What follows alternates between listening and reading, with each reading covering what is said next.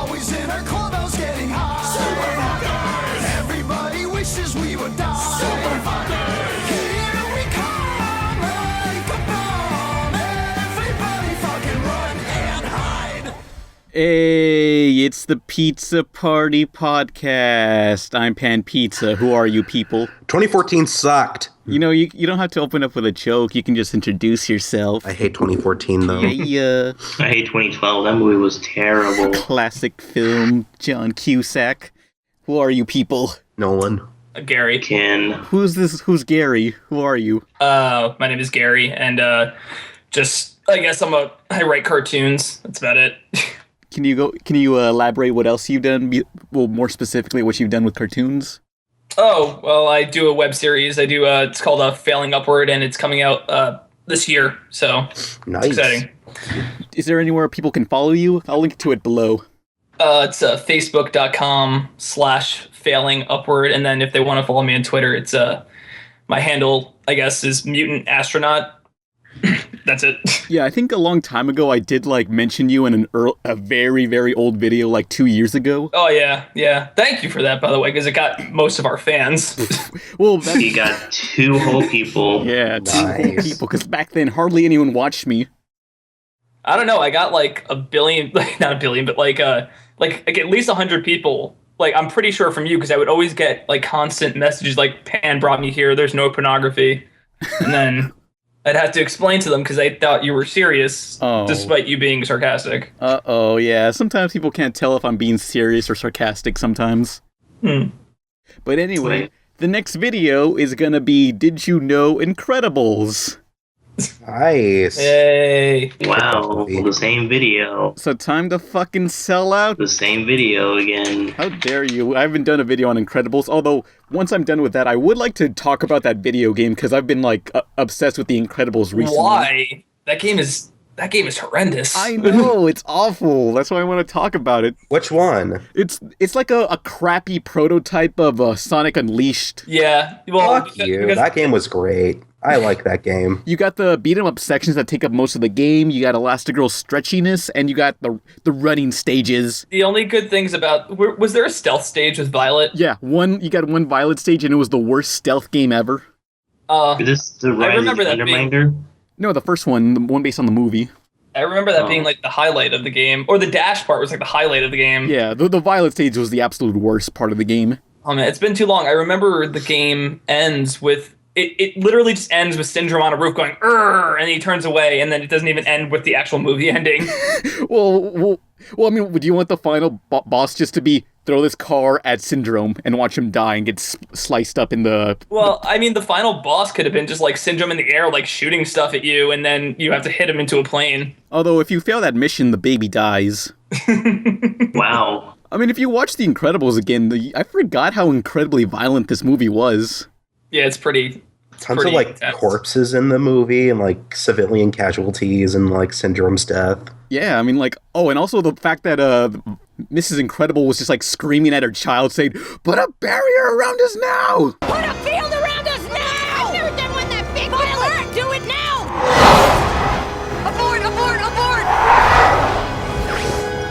Abort, abort, abort!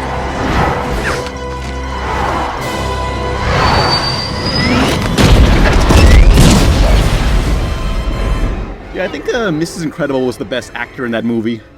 Yeah. That movie was really well cast. It was actually... It's cool because they got... What's-her-face?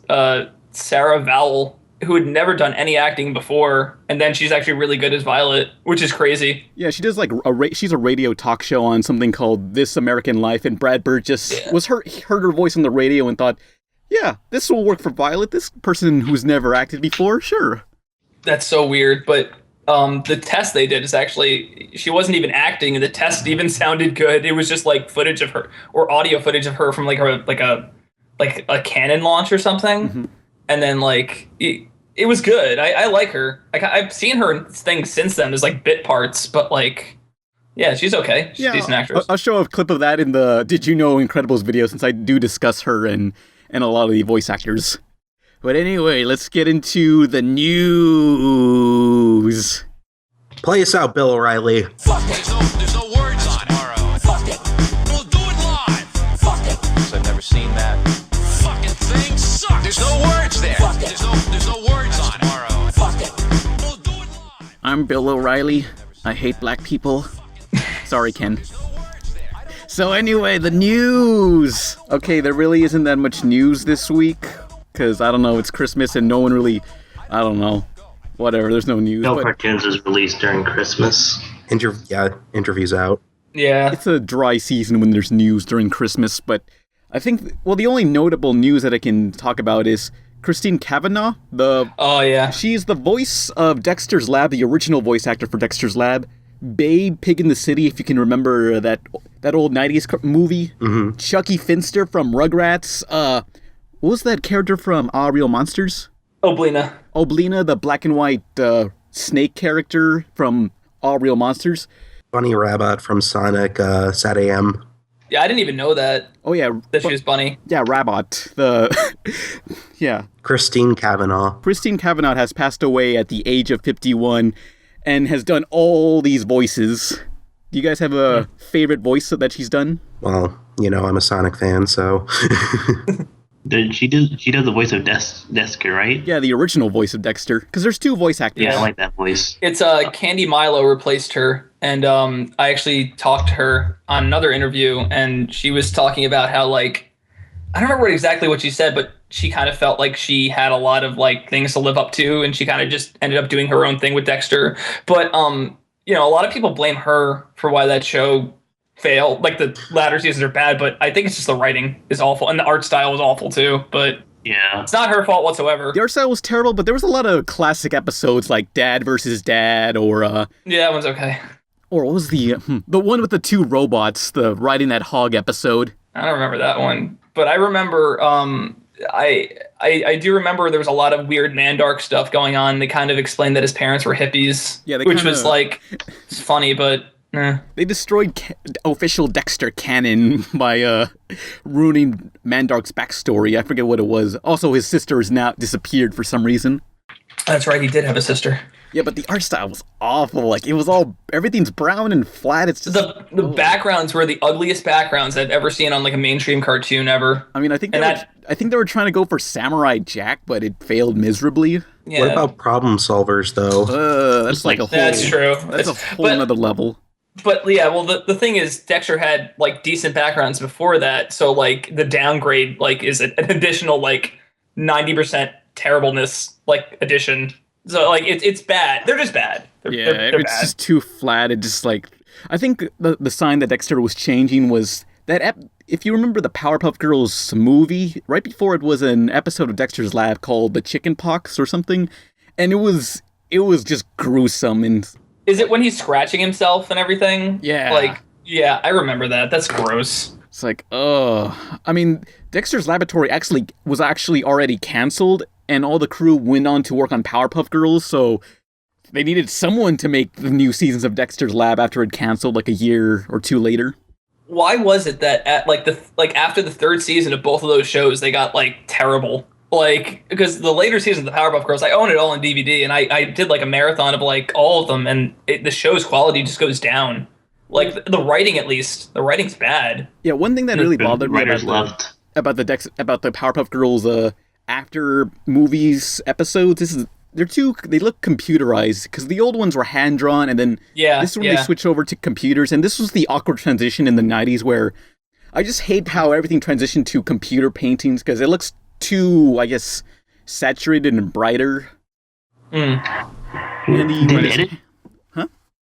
Ed and Eddie transfer to computers, or was it always hand animated? It was. Oh yeah, it's the last hand animated TV show, hand drawn. I think hand painted, cell animation. I thought it moved to actual. It did. Yeah, and I think that worked. The last one ever to do it. Yeah. Reportedly that and Sanjay-san. Oh. I like, it's really weird. The guy who writes all the music for the new Nick shows, like Sanjay and Craig, and then Breadwinners, and I think he scored that Nick Jr. show, Knee High Low. I can't remember how to say it, but... Ni Hao Kailan.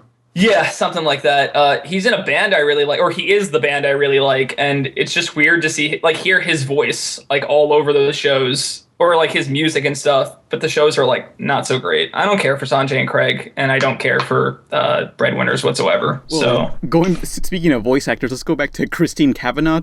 Yeah. I don't know. I remember watching Babe Pig in the City, and I always thought, like, why does that person sound like Chucky Finster? And Babe Pig in the City was the first time I've ever heard about the concept of like voice acting, where people act these characters out. I didn't know that before. I just assumed, I don't know, they're just cartoons or whatever. Yeah. Did anybody here ever assume that like cartoons were like actual real things that were happening in like real life?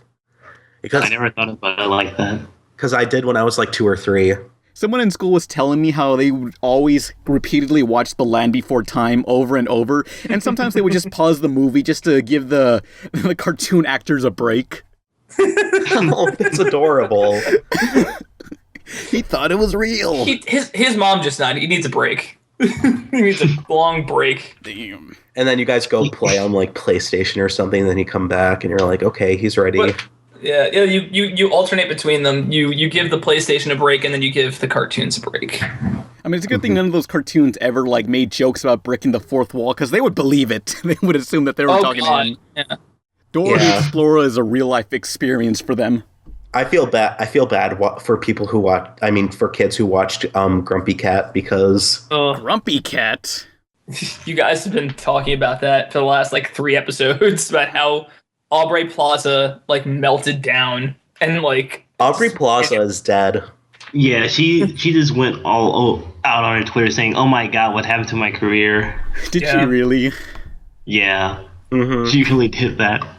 She's like, "Oh my God, this is terrible." Pan's right though. She'd make a great Raven. Yeah, she'd be the best Raven ever.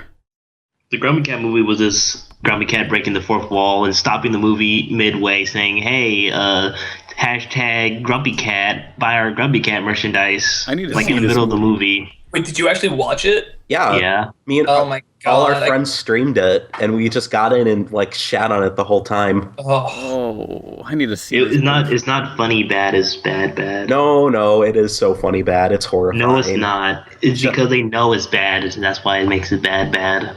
We can't stay on the topic of Christine back to- Cavanaugh. Well, my first memory, I mean, Chucky probably is where I first heard her, but I remember she was on that Nick show, Salute Your Shorts. That was like one of her first like live action roles, or like the first time I saw her live action. I heard her voice. I'm like, whoa, that's Chucky. That was the first time I'm like, oh, okay, they're real people. Like, so yeah, I mean, I guess I think she's one of the first voices I really remember as a kid, as far as cartoons goes. Just a really memorable voice. Like, I don't think anyone else could replicate that. Yeah, because were there any other live action roles she was in? Because I can recall something with her live action. Mostly just like guest appearances, I think. I couldn't tell you off the top of my head. But wait, was Babe Pig in the City the first thing you saw her in, or like the first thing you? Oh, you know, you said Rugrats. she sounded like Rugrats. But because she was in the that's a sequel, Babe Pig in the City, to the original Babe, which she's also in. Oh well, just Babe. I always thought it was called Babe Pig in the City. I didn't think there was a. There is a sequel called Babe Pig in the City with her in it. Yeah. Yeah, it's like Babe Pig in the City and Home Alone: Lost in New York, the sequel that takes place in the city. Except the Smurfs, where it just starts out in the city and just fuck it, who cares? Yeah. So stupid. Well, do you really want to see like the whole movie take place in the Smurf village? Yes, and that 'cause being that would be- really bad CG. Hopefully. That'd be far more interesting, wouldn't it? Who cares about what they do in the fucking city? It's the same old jokes over and over again. I mean, the The worst part memes about never die. the worst part of the Smurfs movie is there's just scenes in there that exist solely to be product placement. There's no reason for them to be in there. Does like the Smurfs pull out a small like Dr. Pepper and then like point the logo at the camera and they slowly drink it? They might as well. I mean, there's a scene where they're just playing Guitar Hero. There's no jokes. It's just they're playing Guitar Hero, and that's it. That's all they're doing, just playing Guitar Hero. They play Guitar Hero and they're like, wow, this game is I amazing. can do Fire and Flames, intense, 100%. Just watch me. Just play a DVD of somebody else doing it, and then just hit buttons on their guitar. I remember I worked for a comic book company. I can't say which one, but I worked for them for a little while, and they were Marvel! No, it's not. One of the DC, Dark Horse comic. Image. no. Slave Shit. lover graphite. They are a little bigger now, but at the time they were relaunching. What was I gonna say?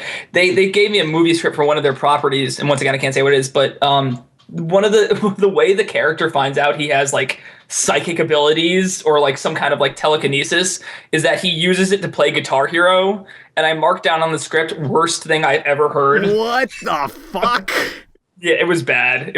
Or like, worst origin ever. So Guitar Hero games. Chronicle? Seriously? Wait, what? Oh no, it's not Chronicle. It's Chronicle, you guys. Holy shit.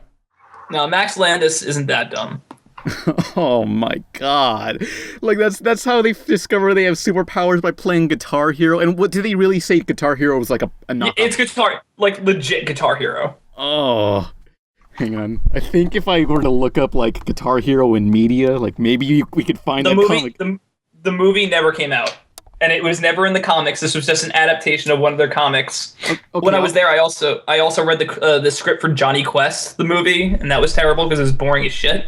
Wait, can we put that in like or should I cut that out? The Johnny Test part? No, Johnny Quest. Johnny Quest, yeah. No, it's. I mean, it was just. I read it. That was all. Like, Yeah. I got to read it. It was just bad. So it was Johnny Quest? What the fuck? Wow. Yeah, they were gonna make a Johnny Quest movie, and The Rock was gonna play Race Baron or whatever. Race Bandit. Who's gonna play the little Indian kid? Aziz Ansari. Some generic white kid. No, they should. Kumar. Johnny Depp. Yeah, Johnny Depp as every black person in movies, and I'm so sick of Johnny Depp. Why won't he go away? Hello, my nigga. That's how he talks. oh god, like I see, I'm at GameStop and I see that they're selling like Disney Infinity of the Lone Ranger starring Johnny Depp as a Native American that they painted brown and then they painted him again white. They didn't even paint him brown. No, in the movie The Lone Ranger, they open up to a museum and they show Johnny Depp there and he's painted brown.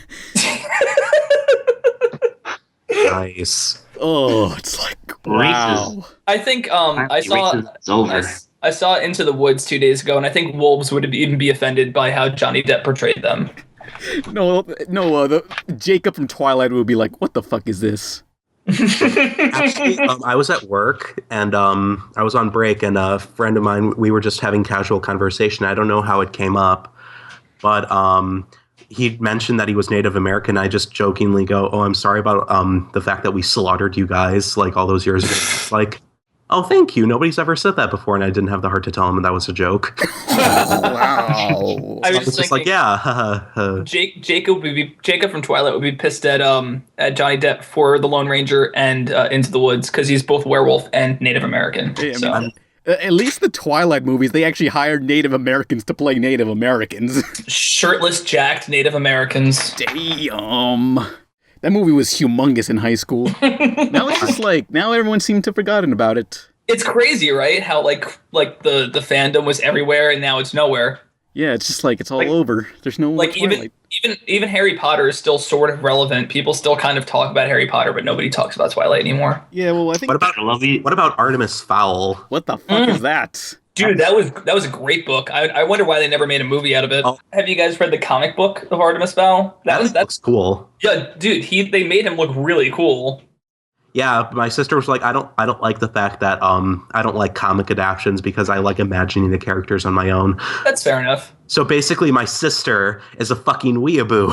Yeah, the issue with like with adaptations based on like books or something is that when you're reading the book in your head, you already have an idea of how this character is going to sound, but everyone's idea of how they're going to sound and what they're going to look like is going to be very different from one another. So that's the problem with making them into a visual medium. And that's why people are sometimes like, the book adaptation was so horrible. Harry Potter didn't even have fucking messy hair. What are these people running from? They're not! They're running to the world's toughest competition in town. Today, a team of organ donors and recipients will go head to spleen against a team of 12-step recovering addicts. It's drunks, dopers, and donors. So get fired up for Most Extreme Elimination Challenge! Now, here are two men that know a lot about each other's organs, Kenny Blankenship and Vic Romano! Yes! Dude, you're really stoked. Indeed I am, Ken. Indeed I am. And why is that? Well, that's because today's contestants are so inspiring. We've got organ donors, people who make the ultimate gift of life, versus recovering addicts, people who have found the courage to confront their addictions. Like drugs and booze? Well, yes, alcohol and narcotics are the more well-known addictions. What else? Well, there's gambling, shopping, Porn? yes, sexual addiction. Yeah, I like porn. I want to get a Famicom just to play those games that have like use the mic on the second controller. Oh yeah, Like, I don't know how many games use that microphone on the Famicom controller. Takeshi's Challenge does, and Oh, the MXC game. Yeah, yeah, I love that. I love MXC, that show. Anyone remember MXC? No. Nope. Okay, so in Japan, or I mean Korea, I don't know. It was called Takeshi's Challenge, but in America, Spike TV brought it to America, and they just dubbed over it in this ridiculous dub, and it's this stupid game show, kind of like a Wipeout, but a lot funnier. Oh, I think I know what you're talking about. They do a whole bunch of challenges and stuff like that. Like to get over obstacles. And like the two Japanese guys are wearing like robes or something. Yeah, and they had Gila Douche. Gila Yeah. douche. I was looking for that series. It was called MSX. MXC. Most Extreme Elimination Challenge. I remember that. It was the greatest show ever. Was it those two Japanese guys sitting on like The huge stone or something. Yeah, they were like, and they would always be talking in really like dumb American voices. Yeah. Yeah, I remember that. It was stupid. It was the best dub for anything ever. I'm having a nostalgia flashback right now. Yeah, Holy shit. that brings me back to watching like Spike TV, but not Spike TV. I used to watch a lot of Tech TV before it was G4. Yeah, I haven't watched Spike TV recently at all. It's just like on a channel that's far Oh my away god, from I remember this. It's far from the channels I usually watch, so I forget it exists often. Yeah, it's the Man channel. Yeah. Are we back to recording the podcast, or are we still just rambling We on? are recording, and we're just like, we're supposed to discuss Christine Cavanaugh and the best We're supposed to and worst. respect Poor the- Christine Cavanaugh, I feel so terrible now. Like, but seriously, like she, honestly, I wrote about it on my Facebook, but like she really was like one of the first voices that I really remember, and definitely made an impact on me as a voice actress, and she's just great. Honestly, like I can't think of one bad role she ever did. I don't get it. Tommy never lets Angelica push him around. The only reason he's so brave is that he has you around to back him up. Me? But I always get scared. It doesn't matter. Having a friend like you gives Tommy the guts to stand up to bullies like Angelica. Without you, he's just another broken down baby bumming Cookie Crumbs. That's the last straw. What do you mean? I mean, I'm tired of living in a world without me. But Chucky, look, Angel, it's some guy's job to be tough. It's other guys' jobs to be strong. But me, I got a job that's just as important. You mean? Yeah. I don't think running away is such a good idea. Angel guy, take me home. Hey, where'd he go? I mean, did you guys remember the Rugrats in Paris movie? Yeah, I like that movie. I don't care what anyone says. It's got one good part in it, and that's the Godfather reference in the beginning. I think I just liked it because it had like Chucky and Chucky's mother parents thing. I thought that was really cool. Oh yeah, I remember when the movie was coming out, like they were hyping up like, is Chucky's dad gonna marry this evil French lady? Not what's that Japanese lady's name that he married? I don't know. Her daughter's Kimmy. The commercials tried to allude that that Chucky's dad was gonna marry that evil lady, that businesswoman you saw in the movie, but it turns out he married the Kimiko's mother. Wait, no, Kimiko's from Xiaolin Showdown. Gani Tanpai. I shit in my diaper. Oh yeah. Oh, great. Damn Xiaolin Showdown. Dang, cat baby porn. I don't think I've ever seen more fan art for one character than Jack Spicer. Jesus Christ. Well, I remember when Xiaolin Showdown premiered, I thought like Jack Spicer was so cool looking. Stupid fucking swirly goggles. Yeah, the goggles were so cool. It's so anime. What's his name? Dan Kuski voices him. The guy, who's also shit. I can't remember what else he's Max. in. He's Montana. Yeah, Montana. No, that's Montana Max. No, yeah. wasn't he Goofy's son also? No, that's Jason Marsden. Wait. Oh yeah, Jason Marsden. I like his voice. Yeah, dude, he's got a great voice. He was supposed to play. He was supposed to play Mighty Max, but then he lost it to Rob Paulson. Too bad he got stuck with shit like fucking lunatics. Oh. I asked him on Twitter. I was like, "Hey, so Lunatics, how was that?" And he replied with, "I had a lot of fun with it." And I'm like, "You poor soul." Showed you.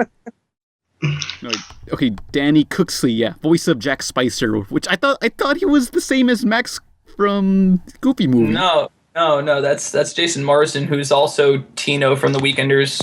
Huh, I'm so confused now. Everything's so different. I'm so confused. Oh, Danny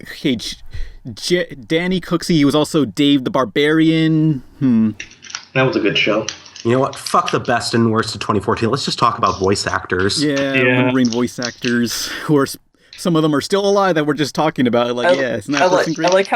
I like how Danny Cooksy's IMDb picture is still him as a kid. No one knows what he looks like. I mean, I know what he looks like. I mean, I remember he was in he was on Regular Show. I gotta find that episode. But he was in Terminator 2, and he was in Salute Your Shorts. So I remember him from that. Was he John Connor's friend in Terminator 2? Yes, he was. Oh, I guess so. That was like the only other kid in the movie. He was also on Pepper Ann. He was Milo on Pepper Ann. Oh, he's Hot Streak from Static Shock, the fire guy. Yeah, he's awesome. That's what he is. Yeah, electricity versus fire, black versus white. Is Static Shock basically the same thing as Infamous? No, kinda, No. yeah, because both those things involve like a giant explosion giving a bunch of people superpowers. And weren't they both just based on Akira, where, shit exploded and gave people powers? Fuck. Yeah, kinda. Akira is all. Yeah, like I think at one point every animated TV show references Akira. Akira is just, I mean, there's a lot. I mean, I could probably, if I ever do a Did You Know Batman animated series or Batman Beyond, I could point out a bunch of references to Akira. Did you know Johnny Young Bosch voices Kaneda in the 2002 English dub of Akira? He's also the voice for. Did you know Kaneda? I want Kaneda to come on ya. Fuck. Never mind. You made that joke already. Did I? Hey, baby. It worked. My name is Kamina, and I'm about to come in ya. But this is Kaneda, so it's different. I know your show better than you do. That's pathetic on both accounts. Damn. It sounded better in my head. Danny Cooksey was also Dave the Barbarian. I forgot about that. I forgot about that show. That's what I fucking said. Yeah. That show was dumb, wasn't it? It's supposed to be dumb. I love that show.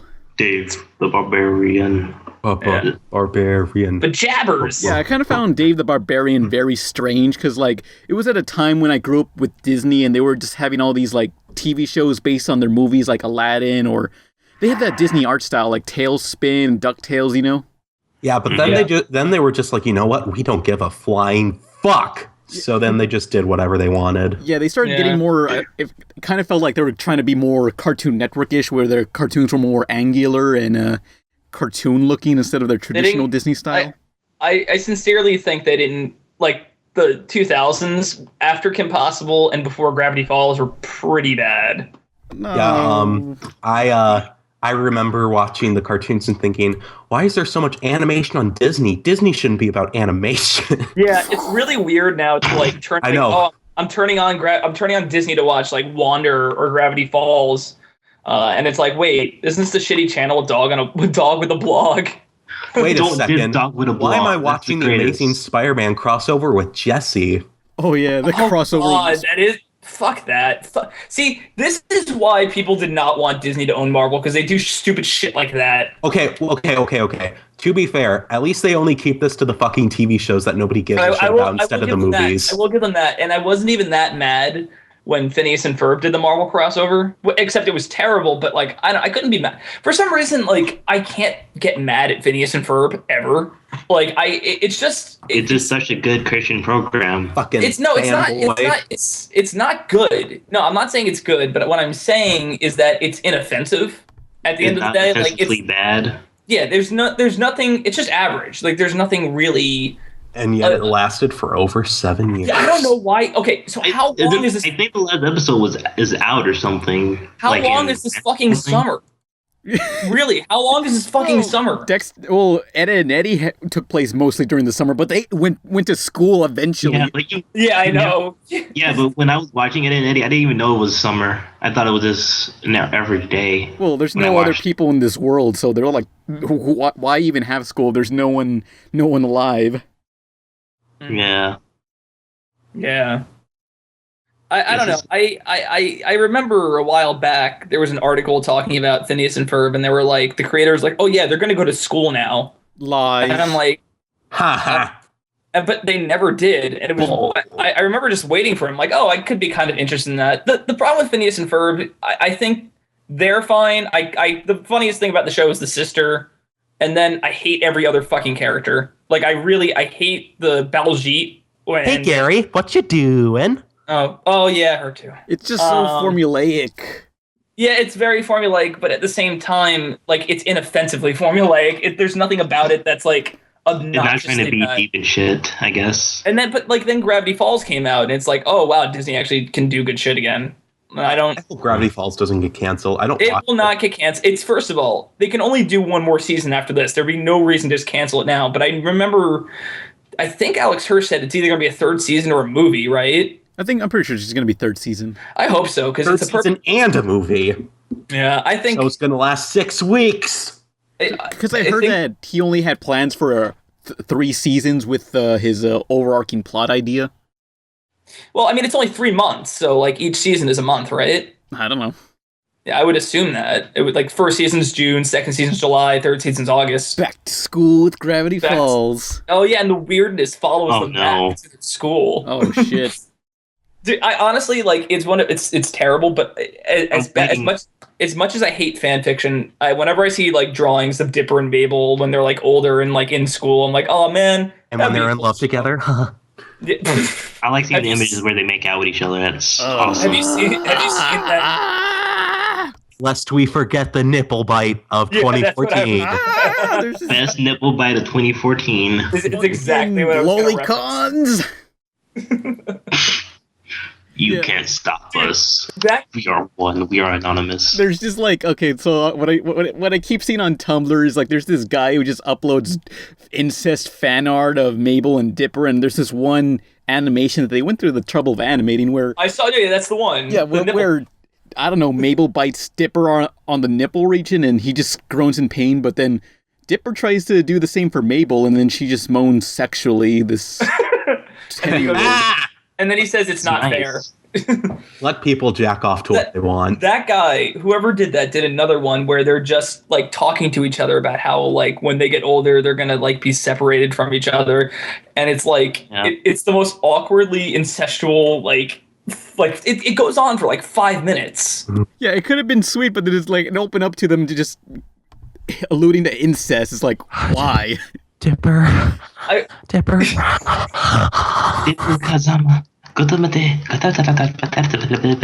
That's me speaking Japanese. One of the cool things they did with the show is I really like the fact that they. I mean, I like the fact that they dressed the Dipper Wendy thing, where it's like, dude, I'm too old for you. It's pretty fucking cool, but at the same time, I was like, aw, that they sucks. didn't drag it out too long. I know those feels. I'm okay with that. Well, that's like every TV show. I think I'm surprised. Like that's like Foster's Home for Imaginary Friends. I'm surprised. No, but any other TV show would have dragged that Dipper Wendy thing out for the entire show until the last episode. Yeah, like Foster's. Yeah, I'm really surprised Steven Universe has not done that at all. Good. Yeah. Further proving Steven Universe is a superior show. Fuck you, Anna. What? I don't know. He's angry at his ex-girlfriend, I think. Who knows? Steven Universe. I haven't watched. I haven't watched Steven Universe since the mid-season finale with the Water Gem. I can't remember, but apparently it's really good now, right? Like I don't. Well, it hasn't changed that much.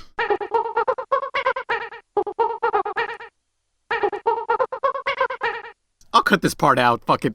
Son of a bitch, you guys. We cutting out everything. This is gonna be like 2 minutes. Yeah, pretty much. This is going to be the shortest podcast, and it's all fucking Gary's fault. But yeah, it's a good thing Steven Universe hasn't done like some sort of harem thing where Steven wants to bang all the gems. Oh, like that dating sim. Oh yeah, that dating sim that I let's played forever ago, and I never let's play it again. Yeah, that was actually one of the. Why wasn't Steven a dating better. choice? Honk honk. I think you're in the perspective of Steven. You know where I can get food? Okay, let's go on a date. You just scored with Amethyst. Yeah. Need some purple grape jam. Jesus Christ. That's my favorite flavor. I also like vanilla, and I also like raspberry. Yeah, all the flavors of jams. Wait, is raspberry supposed to be garnet? Of course. Yeah. The best jam. I would say chocolate, but, that's racist, so... So raspberry? Yeah. Our fans get offended. I think what's her name? Crap. Garnet is the best jam. I liked lupus. I thought not lupus. That isn't lapis. Lapis lazuli. Terrible. I want Lapis to give me a lap dance. I thought she was really cute. I liked her design a lot. She looked like Pearl. Yeah, I kind of felt she was a little look like Pearl in a way. Is Pearl? Not when she got her eyes, she looked a little better. Yeah. I liked her without the eyes. She flew back home to her home planet. I like. Has she come back yet? I must go. My planet needs me. Don't worry, they're gonna go to space eventually. When are they gonna get to the fireworks factory?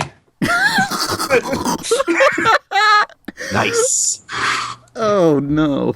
Yeah, but that's one thing that people brought up about Steven Universe. It's like, if Lapis Lupus can just, fly back to her home planet, why doesn't Pearl just, turn into a bird and fly? So then she'd explode in fucking space. But I mean, Lapis can fly in space, why not Pearl? Lapis has powers that allow her to fly. I don't think Pearl has powers. Lapis is super powerful, isn't she? She took all the water, in the town. Yeah. I don't think any of the other gems can do that. Yeah, that's a good point. That she must be I think honestly, instead of a space helmet, she just has a orb of water around her head, and she goes. I remember I theorized that when you find out about Rose or whatever, but they're not doing it. But that Rose was actually going to secretly be a villain that sacrificed herself at the last second for good. She killed herself. She got pregnant, but I thought she was going to be a genocidal villain that was oh fuck humans, only gems now. They'll obviously never do this, but I like to think that the gems were originally evil and shit, or totally that's they're going to turn evil in the end. Yeah, totally. They hope they fucking Pearl, do. But they'll never do that. Well, actually, if you remember the episode where that computer nerd, who's that French fry fucker named? What's that guy? Ronaldo, yeah, he was saying how he was talking about some comic book saying these are aliens disguised as us, and they just want to harvest our gems or something, our crystals. So I guess that's alluding to the future. Oh God, that'd be really risky, and I'd really like that. Yeah, let's see if Rebecca Sugar can pull that off. Yeah, Tumblr would be my representation. Oh God. Their characters were evil the whole time. Who's snoring? Oh, I'm doing that because I haven't watched Steven Universe, so I can't add anything. I seriously can't stand that. They're not even human. Why are you looking to them for representation? Well, for one thing, I can't think of any other fat superheroes. No, okay, that's fair enough. I will give you that. I will 100% give you that. But except Bouncing Boy. Except Bouncing Boy sucks ass. No, fuck you. Legion is awesome. Fucking sucks. No, dude, Legion is the shit. Wouldn't be surprised that Gary has shit taste.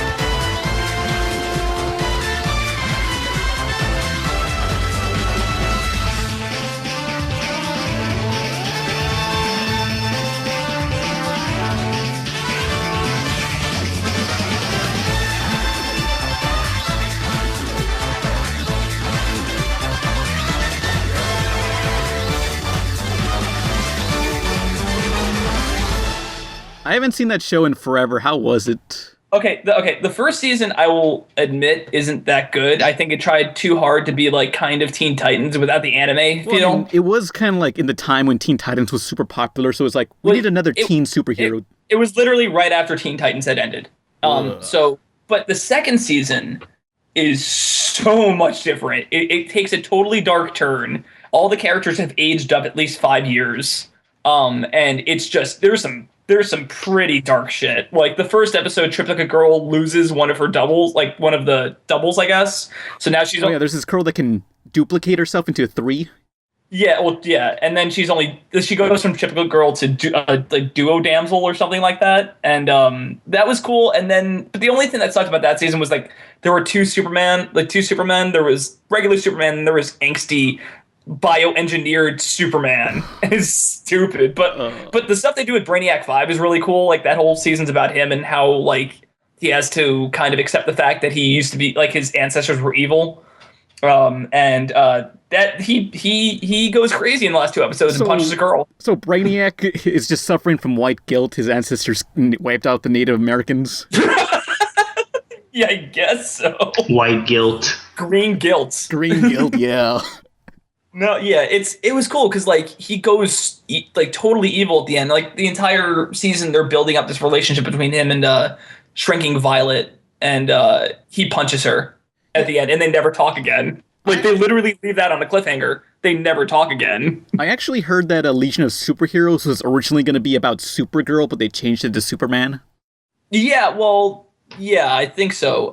It was Superboy, I think, because they couldn't use the Superman name. It was going to be called Superman and the Legion of Superheroes, but instead they called it Superboy. It was just called Legion of Superheroes, but it was Superboy, and they just because they couldn't use Superman because they were making that Superman Returns movie at the time. Yeah, and they couldn't use both.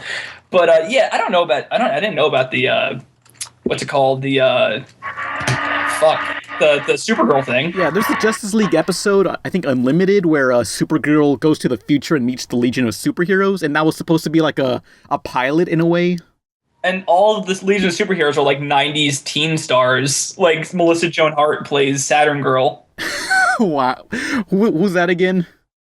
Clarissa and Sabrina. Oh, yeah. I have no idea what's going on. Sabrina the Teenage Witch. Oh. That was a cartoon, too. Yeah, originally that started out as like the same sort of cartoon style as Archie's in that universe, but most people just know Sabrina as that 90s sitcom. Yeah. The cartoon was okay. It wasn't really good, though. Yeah, it was okay. One thing I didn't like about the cartoons, I never saw them, but I just hate how they just made her blonde hair when the original Sabrina had white hair and she was a lot finer. She was cute. She had blonde hair. She had platinum blonde hair, I guess, and then freckles. She was cute. I want to Archie her. I want to have sex with her. You want to ride her broomstick? I want to... What was the town Archie was... I want to put my penis in her vagina. What was the town Archie was from? Riverdale. I want a river in her dale. You know what? You know what always... sex with her. You know what always pissed me off? That there was never like a newer Josie and the Pussycats cartoon, because that movie's awesome. Yeah, I love that movie, this pop-punk soundtrack. Dude, yeah, the girl who did the vocals for Josie, she's in a band called Letters to Cleo. Mm-hmm. And I saw her at a concert once, and I'm like, can you just write the lyrics to like the first like Josie song and then sign it? And she's like, sure, that's awesome. All the lyrics? Well, no, just like the first 2 lyrics. Okay, I thought you wanted her to write an entire essay. No. Can you write your entire lyrics? I'm too lazy to Google it myself. Write the entire fucking discography. It was like the first 2 lyrics of the chorus. The first 2 lyrics of the chorus, and. Yeah, that I liked that movie. I thought that movie could have spun off into a cool cartoon. Yeah, but it just like didn't that one music video that Pan really likes. Oh, music video? Oh yeah, the Josie Through the Generations one. Oh yeah, that one's great. Yeah, it's Cartoon Network Groovies. Yeah, they play it every freaking hour of Boomerang, and it will never end. They played it for the last 6 years or so. Josie and the Pussycats, long tails and ears for hats, guitars and sharps and flats. Sweet Aurora song, you're invited, come along. Hurry, see y'all in Persia or Neverland. We'll be an India or Pacific. We're not some maker, and so different and what action. We're the publicity. Come along.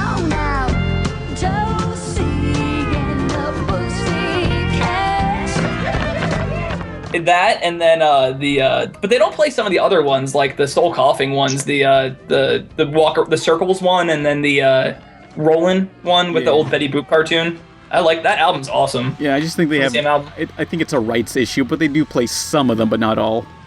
Did they play the Incredible Shrinking Day one? No, I haven't seen that. I don't think. Do they even play Ed and Eddie on there? I don't know. Maybe that's a good song. Yeah, they don't play any of their classic cartoons anymore when they fucking should. Okay, you know what's real bullshit is that Boomerang, the channel that's supposed to be for classic cartoons, they're just playing like Amazing World of Gumball and Teen Titans Go on there sometimes. I mean, this channel is supposed to be for classic cartoons that have nowhere else to go, and they're just dumping newer shows on there. Are they actually playing Gumball on that? I think so, yeah. And I mean, it's like if they're putting newer shows on here, it's like the equivalent of White History Month. Like, why do you need this? This is I used it to watch Teen Titans. Like, that was the only thing I used it to watch. And then I maybe like late at night there'd be like a Johnny Quest on. I leave it on or something. But like they would play like 2 episodes of Teen Titans a night.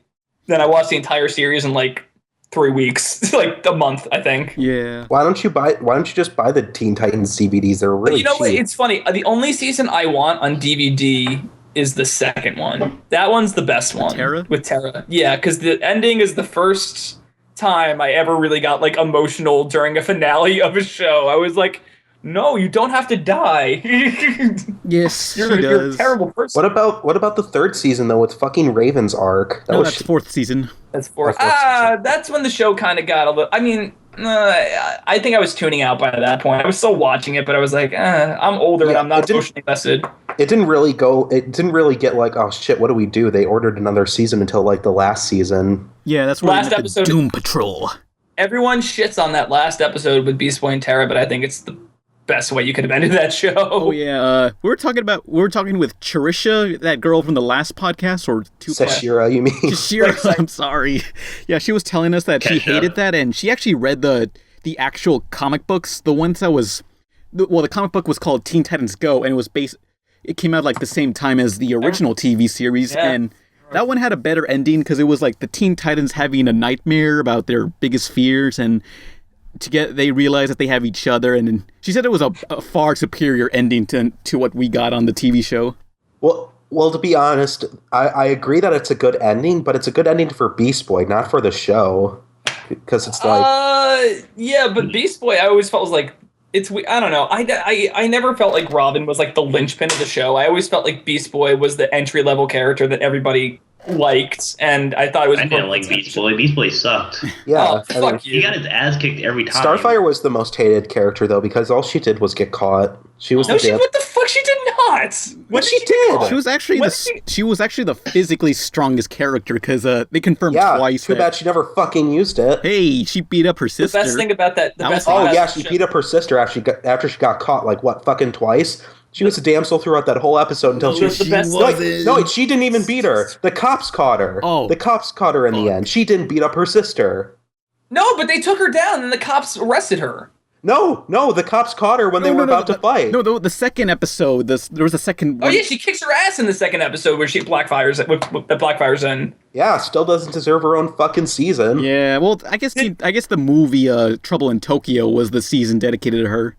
You know, actually that what a fucking consolation prize, the shitty Weeaboo movie. I guess that movie was mostly about Robin too, so that movie is fucking terrible. It is not terrible. No, it's bad. No, it's not. It's like, I don't think it's bad. It's mediocre. It's like, yeah, we're anime, so let's go to fucking Japan because that makes sense. At least they gave a shit and tried to have a decent plot. Although you know what's really funny about the Teen Titans Trouble in Tokyo movie is if you look in the scene at the arcade in the background, for some reason there's just this Caucasian Beast Boy there. What? Yeah, there's this. I'll link to a picture. Hang on. I'll picture to it in the description. But in the background to the arcade scene in Trouble in Tokyo, there's a whole crowd building up, and you just see this what is literally Beast Boy's character design, except his skin is white. Is it like? Do you think somebody in Japan knew about Beast Boy, so they modded all their features to look like Beast Boy? Well, what really happened was I was talking to one of the character designers, and she told me yeah, that was actually a mistake. We can only have so many retakes with this animation stuff. The best part about that episode was the karaoke scene where he just sings the broken English Teen Titans theme. Oh yeah, at the end of the credits, they just play all the Titans play sing the theme song. I will obey the traffic rules. Teen Titans.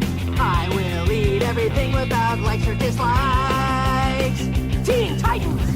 Earthquakes, lightning, fire, gas. Grammar, math, science, social studies. There is nothing I am afraid of. Teen Titans, go! Holla, holla, holla, holla, holla, holla, holla my name.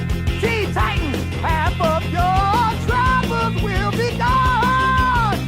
Teen Titans. Papa's schedule control.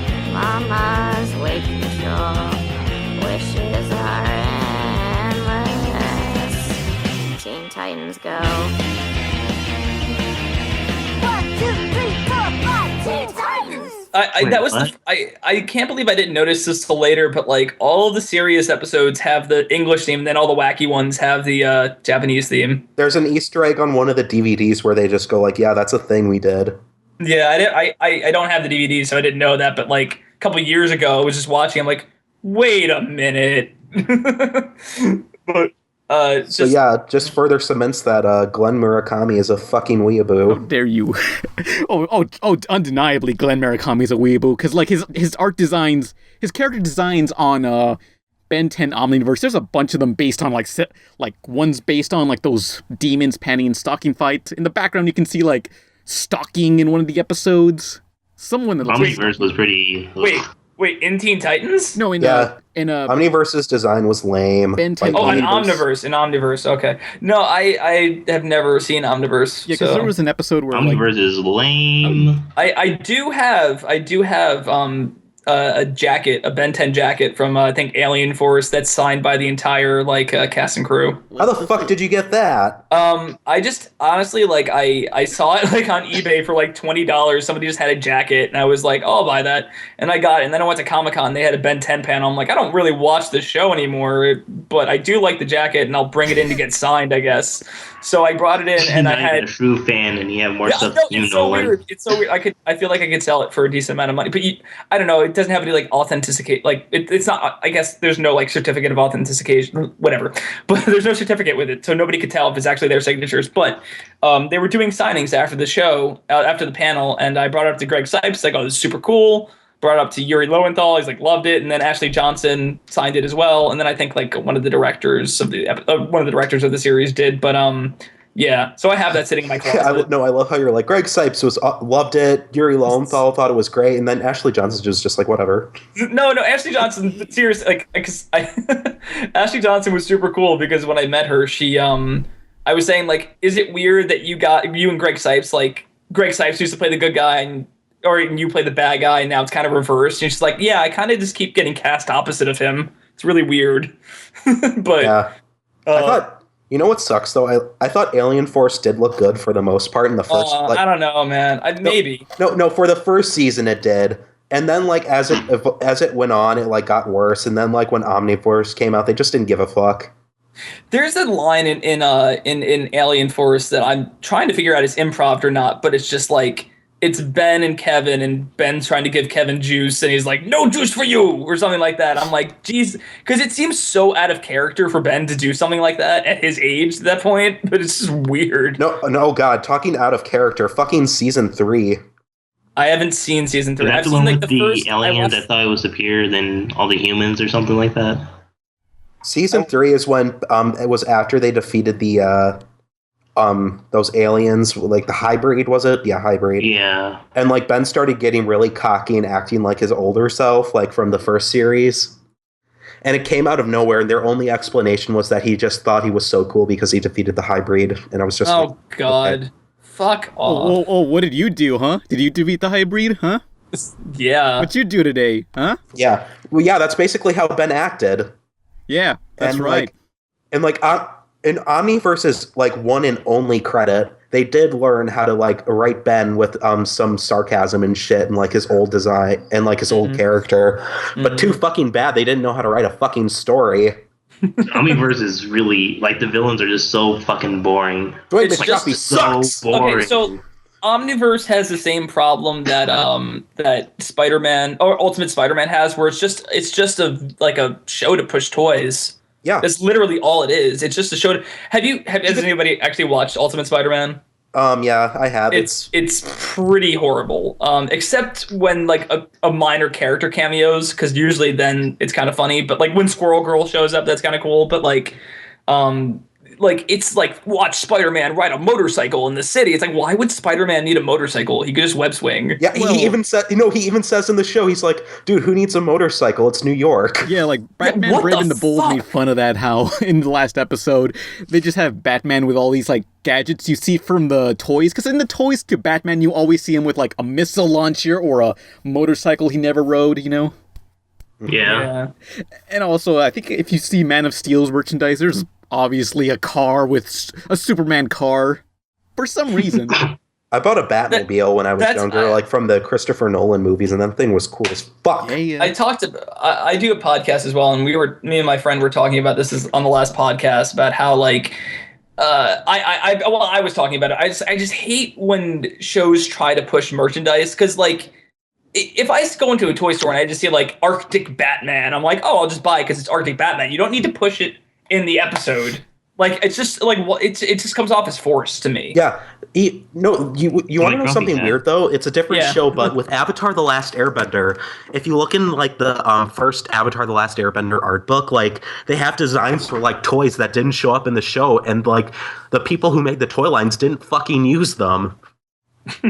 Like the show creators were like, okay, you're wanting to put them in like stupid retarded armor, and we don't like that. So here, let us make some designs for you. And they were like, nah. Oh yeah, the merchandise is always terrible. But I was watching this 80s TV show on Boomerang this one time. I think it was called Centurions, I think. Centurions, yeah. Yeah, it's basically like their suits are made out of, I guess, Lego, where they just plug things in. Like, there's no wires to circuit it. It's literally just like a stick. It's just Lego shoved in. Like, it looks. They pretty much made the toy first and made the thing second, the cartoon second. It's so shameless.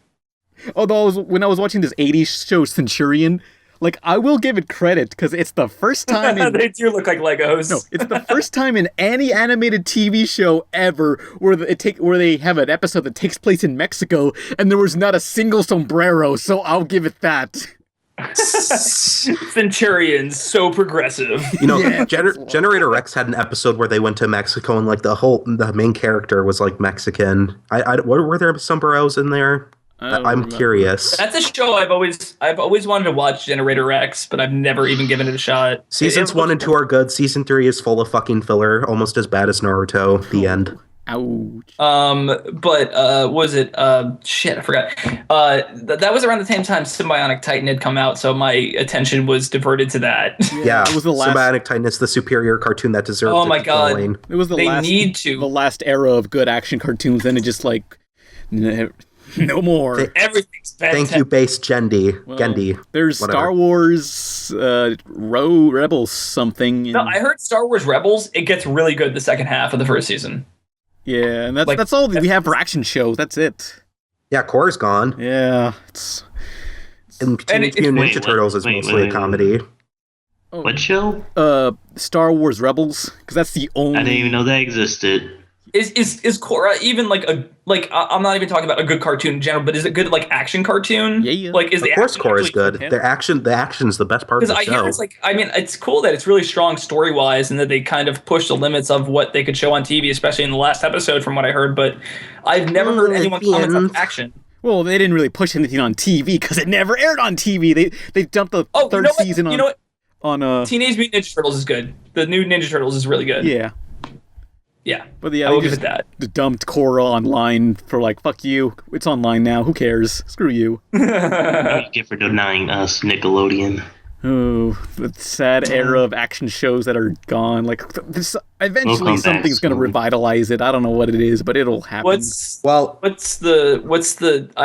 do you guys think is going to happen in Nickelodeon in like the next 5 years as far as cartoons goes? It's never going to go out of business. Yeah, no company dies anymore. No show gets canceled. Just forget it.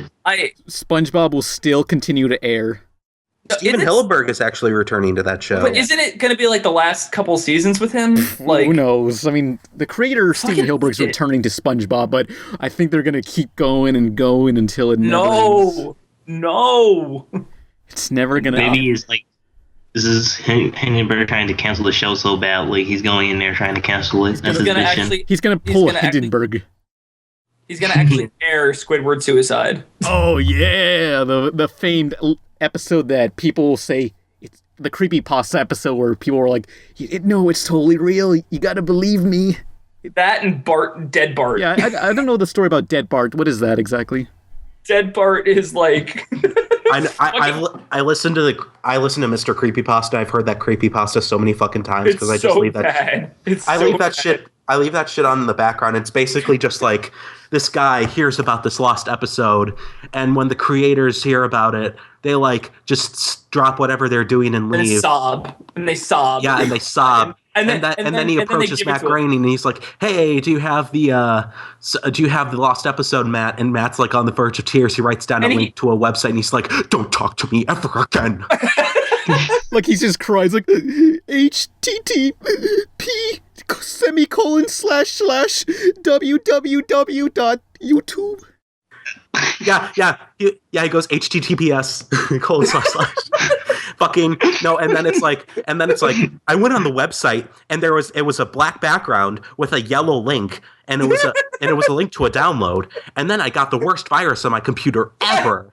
And it crashed everything on my hard drive, but this episode was still there. No, I managed to save the episode on a CD before it crashed because that's totally possible. and then I played the episode and the characters were super mean and Bart got sucked out of an airplane and he fell to the ground and exploded. And then the guts were hyper realistic. And then caramba. At the end of the episode, all the graves in the cemetery had all the dead guest stars on them. Yeah, and some of them never had. No, wait, all of them had the same date. What the fuck? So yeah, basically he's like, "Oh, it ends with the apocalypse." Fuck off. I really hate creepypasta so much. I love creepypastas. No. Good. Is this our generation's equivalent of like sitting around a campfire and telling scary stories? Spooky stories about TV shows, yeah. Because they're always like, okay, here's my problem with creepypasta. It becomes fetishized at one point. Like Jeff the Killer is like a kink now. Yeah, I know. What the fuck? And that really fucking sucks, but don't let that stop you from reading all the good ones. Well, Jeff the Killer's terrible. Okay, I always see Jeff the Killer as like a really shitty B movie, so that softens the blow for me. But if it's a straight creepypasta, then yeah, it's fucking garbage. If they made a Grumpy Cat the movie, when are we gonna get like horror movies based on creepypastas? I need a Jeff the Killer movie now. I just need it just so I can laugh at all the people who. Wait. They're actually making a Ben Drowned movie. No what? Bullshit. Yeah. Like an independent movie? Yeah. Hang on. Fuck you. I'm gonna look it up right now. I'm gonna send you the link. Hang on. Send me the fucking link, Gary. Fuck you, you lying piece of shit. Nintendo's gonna fucking sue the shit out of them. I remember like someone making fan art of this, but I would love to see Wreck-It Ralph and Polybius. Oh, that'd be cool. Polybius was this evil. It was basically this arcade game from the 70s or 80s where people say that they played it and then they started feeling hallucinations and thoughts of suicide and other things because of all the surreal colors on it. And they say that it was a government experiment on the youth. It would be really cool if there was a mockumentary on finding Polybius and it was just like the remains of this documentary crew. Oh no, dude, it could be that could be really cool as far as like okay, here I found the Ben Drowned movie. It's called Darkland Ben Drowned. Hang on.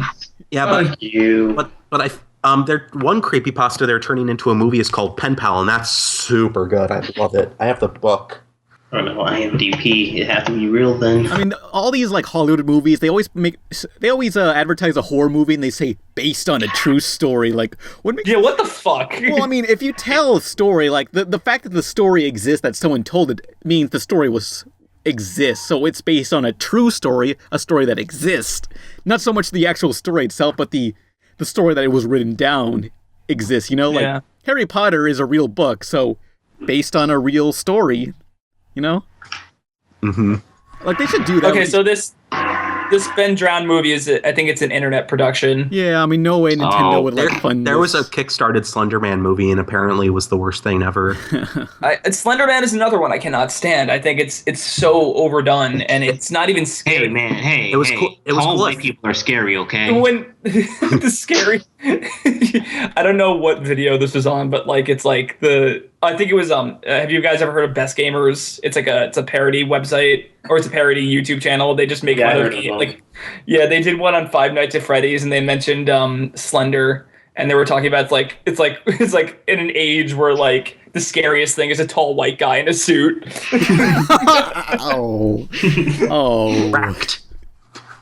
Yeah, I can't stand. I hate creepy. I hate. You know, the one creepypasta that I think a lot of them go on for too long. But one of them that was actually kind of cool was the Godzilla game one. I buy an art book from that guy. His art was amazing. For the Godzilla game one? Yeah, for the NES Godzilla, all the fake sprites and stuff. If he made an art book. Oh, dude, that sprite he made was so creepy. Yeah, I know. The bad one. Yeah. Godzilla creepypasta. Let me look at Godzilla NES. Yeah, look up creepypasta. It's super creepy. It's super weird. It's just like a fever dream trip. That's basically what it is. It's not even really super scary unless like there's 1 or 2 points. No, it's it gets really like super standard at the end though, where it's like good versus evil, who will triumph? Yeah, that's stupid. He couldn't end. Wait, so I'm looking at Godzilla NES and there's like this weird red scorpion thing. Yeah, that's Red. He's really creepy. Do you guys, it's a YouTuber, Yuri of Wind. He reads all the crappy, game stuff. People keep saying that I sound like Yuri of the Wind. No. We should get him on the podcast. Yeah. I don't know why. It's like, that's one of the voices people say that I sound like. I keep hearing that, and also Matt Pat of Game Theory. Pan. Go, hello everybody and welcome to Gay Theory. Today is Red from the Godzilla NES Creepypasta Reel. We're going to find out. Hello everyone and welcome to Gay Theory. Today's creepypasta is Red from the Godzilla NES. Yeah. That was another thing that pissed me off about that Godzilla creepypasta, that they couldn't come up with a creative character name, so just Red. Red. His sprite is super creepy though. Like the reason his sprite is creepy is because it looks like it could be in the game. Yeah. Like it looks like something that might be in the game.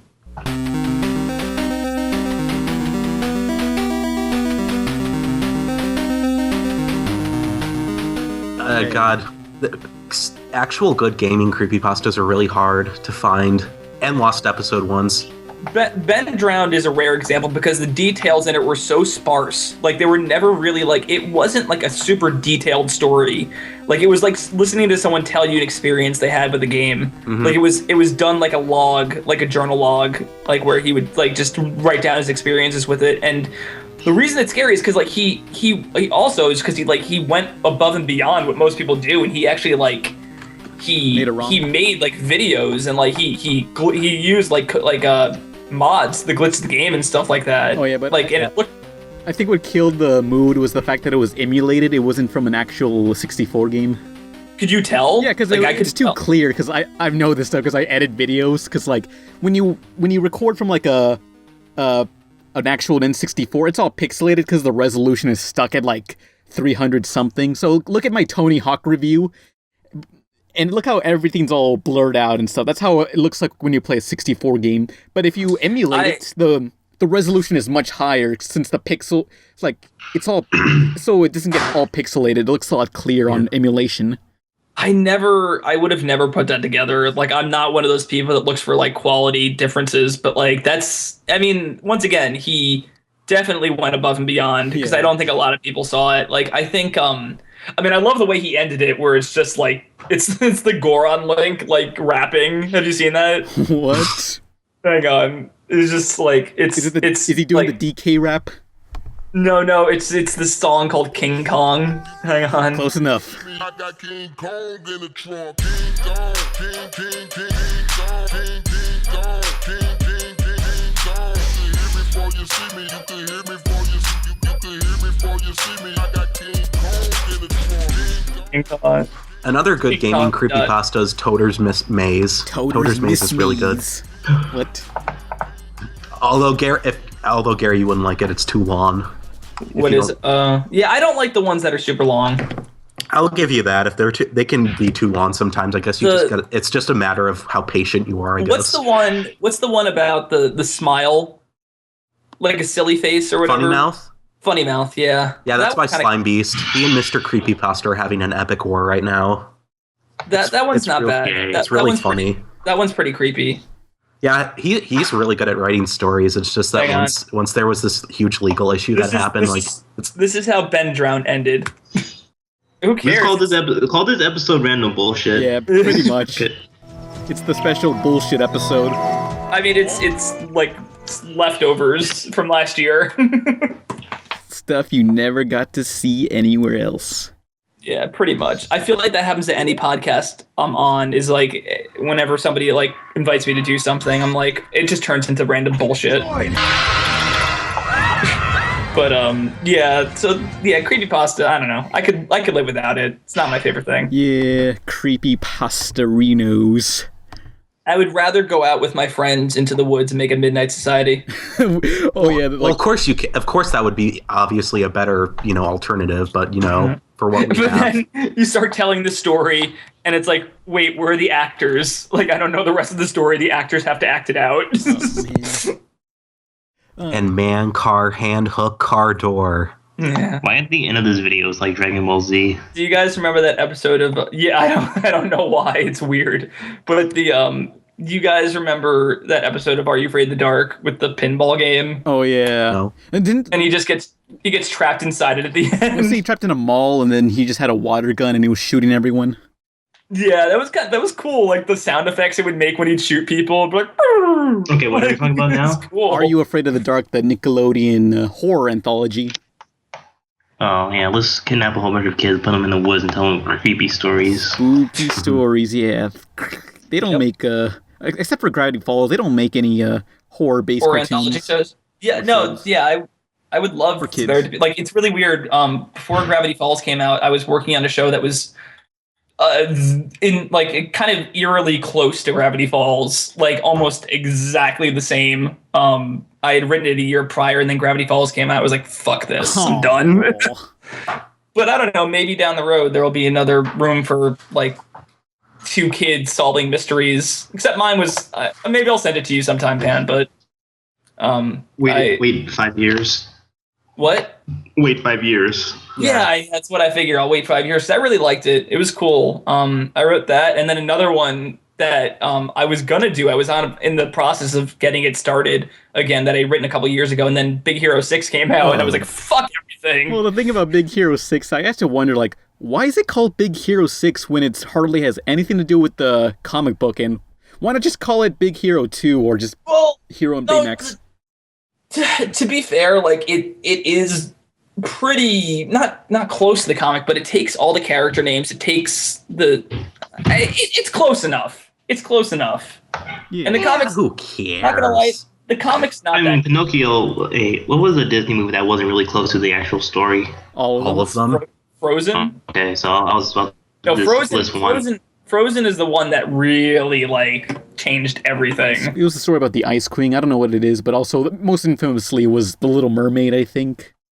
Oh yeah, because she turns to like sea foam at the end of the book, right? She just like dissolves. What? She turns to like dissolves and turns into like bubbles at the end, right? I love you. Was Pinocchio close to the actual story of Pinocchio, the book? Yeah, it's pretty close. Pinocchio's like straight up scary though. Like, yeah, Pinocchio was a really dark fucking movie. When the kids are turning into donkeys, it's like, help me! I'm like, yeah, nothing got resolved from that. Neither are donkeys now. All those kids dead. Bye, kids. Yeah. Damn. Dead, but Pinocchio lived, so that's a happy ending, right? Yeah, sure. That guy's they're all dead, but at least I'm a real boy. Yeah. I'm a real boy. Great, I gotta. Now I can feel pain. Great. Have you seen that? Have you seen the 1990s live action Pinocchio with Jonathan Taylor Thomas? Oh yeah, the one where there was like a creepy wooden Pinocchio thing. Yeah, the CGI. It was a puppet in CGI, but they're on the like some kind of ride, and that's where they turn to donkeys, and it's creepy. It always seems like whenever they make like a new Pinocchio interpretation, it's always him as a robot instead. Like there's of course the main one was Astro Boy. There was the what's it called? Just some straight. But Astro Boy didn't become a real boy at the end. Yeah, but it was kind of like the same conflict. That was the inspiration, like robot Pinocchio. There was also AI. That if you remember that, I think it was a Stanley Kubrick movie. Spielberg. First. It was a Stanley Kubrick movie at first. The guy who made The Shining and Full Metal Jacket. Yeah, but then he died. And then Spielberg took over, and it was like this. And I don't know what happened. Like okay, seriously, go watch the AI artificial intelligence in 5 seconds, because it basically sums up that movie where it's like, all right, it's gonna end, right? This is the end of the story. It's like, no, now he's even deeper in the future. Yeah, that movie has so many false endings. It's like, oh, and it's over. It's like, nope. It's now now there's aliens in this movie, and all of humanity's wiped out. And his mom's back. And what? Oh. I don't know. AI is it's not. I don't like it. Apparently there's a lot of weird background stuff that happened, just like because Stanley Kubrick died, and then Steven Spielberg was like, "Well, how did he want to end it? I'll end it that way." And he wanted to end it like a Steven Spielberg movie, and then Steven Spielberg was like, "What the fuck?" Yeah, what the fuck? You son of a bitch! Stanley, you fucking stalker! You. Nice going, Kubrick. Did you know, after Stanley Kubrick died, what they found in his VHS tape was the movie White Man Can't Jump? Why? Yeah, that was one of his favorite movies. White Man Can't Jump. Acclaimed film. They made a video game out of that. Classic film director Stanley Kubrick, one of his favorite movies was White Man Can't Jump. Nice. Good. They made a White Man Can't Jump game for 3DO for the Atari Jaguar. Oh, Atari Jaguar, that's even worse. I wonder if there's a movie licensed game on the Atari Jaguar CD. Oh. This is a really troubling picture of a black guy on the cover of this game. Looks kind of racist. I was at I forget what store, was some store at the mall where they sell like skater looking clothing, and I don't know, for some reason they just had t-shirts of White Men Can't Jump. What? Like, wow, they're still selling merchandise of that movie. Zunies, yeah, that's what it was, I think. Zoomies, they're wacky. It's like, what? Was anyone asking for merchandise of this? Because also in strange merchandise, I was at a Hot Topic and I found a t-shirt of The Crow.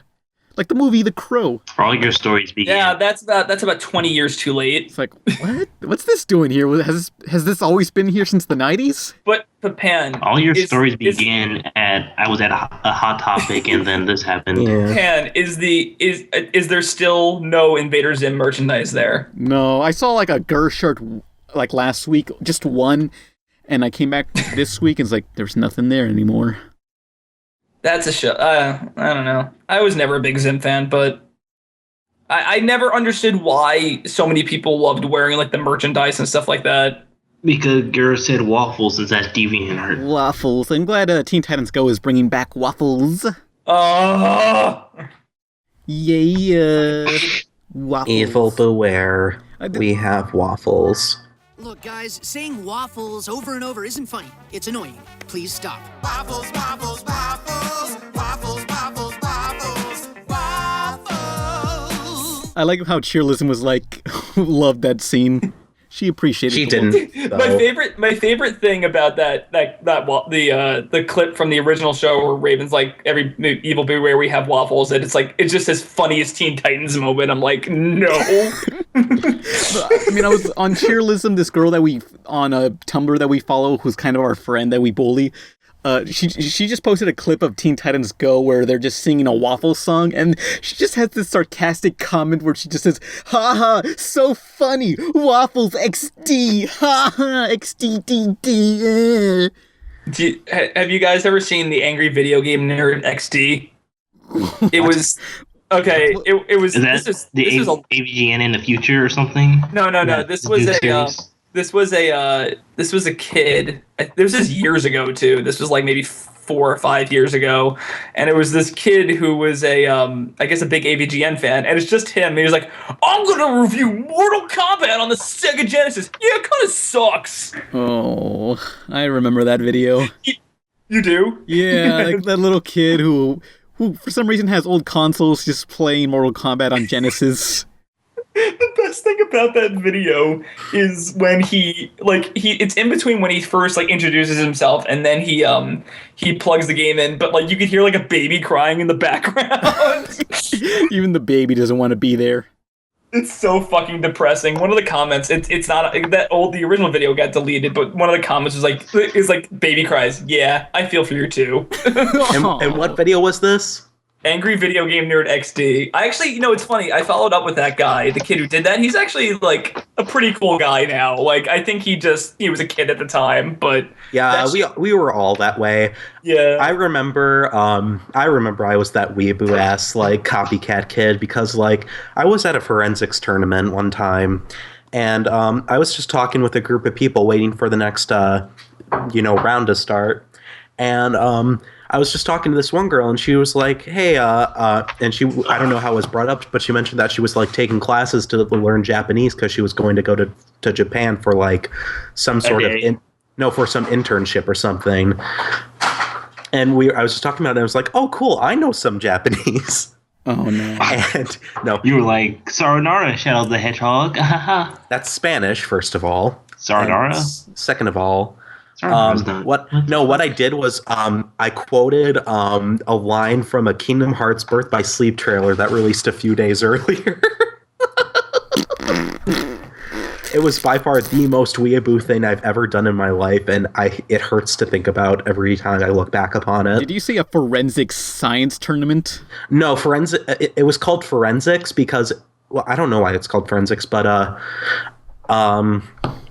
basically what you do is like it's like acting. Like there were some categories like comedy, improv, drama, and like you just had a bunch of random and you just had 2 or 3 rounds per per forensics tournament. And if you did good on the first 2 rounds, you went to a power round, and then if you won the power round, you might have won the tournament. So that's how it went. It was just an acting thing. Because I was expecting, like, if it was a forensic tournament, like, you'd have to, like, they kill someone and you had to solve the murder. Oh, that'd be so cool. That, like a hardcore mystery solving. Like a murder mystery club. Like, you like that Scooby-Doo shit? Now let's see you solve a real mystery. Who killed this guy? That would be cool, actually. I'd like that. I want to solve a murder mystery. Body. I think the worst weeaboo thing, well, not weeaboo, just embarrassing thing that I did was, do you guys remember the show Andy Milonakis? I rock peas on my head, but don't call me a pea head. Bees on my head, but don't call me a bee head. Bruce Lee's on my head, but don't call me a Lee head. Now please excuse me, I got to get my tree fed. You wear name brands and I make my own clothing. I hang out with an apple who loves self-loathing. I hate myself. Pancake on my face makes me extra happy. I like shampoo bottles that sit on my lappy. Cause it's my show, you can't tell me what to do. When life hands me lemons, I make beef stew. So yo, I gotta go, it's time for me to rock it. I put bologna in my left pocket, smear some cream cheese in my gold locket. Cause it's my show, I'm Andy Milonakis. It's my show, I'm Schmandy Schmillashmakis. It's my show, I'm Andy Milonakis. It's my show, I'm Schmandy Schmillonakis. Yeah, that show. That's him, right? Yeah. Basically, it's this guy who's like 30, 40 years old, but he has this... He looks like a 12-year-old. Yeah, he looks like a 12-year-old. He has one of those weird diseases that makes him look... He's got reverse Jack disease. Yeah, he just doesn't age visually. He's Benjamin fucking Button, holy shit. Pretty much, yeah. Benjamin Button on pause. But basically, like, You'll recognize his voice as Nectar, that toaster robot from Adventure Time. Oh right, that is him. Yeah, but Adventure Time has a lot of weird guest stars. But I remember watching the Andy Milonakis show on MTV, and I thought it was so funny. It's that sort of random LOL so funny humor, you know? Random access humor. Yeah. And I thought it was so funny. So me and my cousin, we just got like this tape recorder and we just recorded stuff like that. And I am so glad YouTube did not exist at the time. Otherwise that thing would have been uploaded and I would have humiliated myself so bad. Yeah, thank God YouTube didn't exist when I was making shit like that. I kind of sort of feel bad for kids today because they have access to YouTube, but it's like, you could embarrass yourself by uploading this. You know that. Don't do that. Oh, God. So you want to get into the questions? Let's do it. What was our topic? Yeah. Who cares? Yeah, the topic of this podcast was fuck you. Was Gary derails everything. It was going to be the best and worst of 2014, but fuck it, who cares?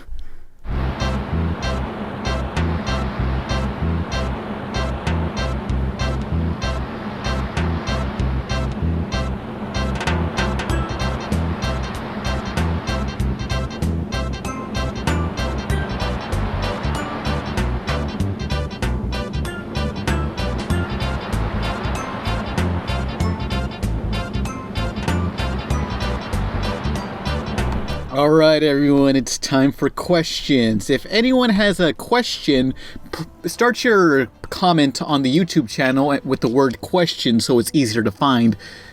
Josie Chiavo says, question, what video game did you regret buying or renting the most as a child? I can't think of any. I can. And this is such a generic answer, but like I really did rent Superman 64 from Blockbuster. Yeah, it's the go-to bad game, but like it's up there. But I do regret buying because maybe I don't regret buying this one, but I because I didn't understand RPGs at the time. But I bought a hack.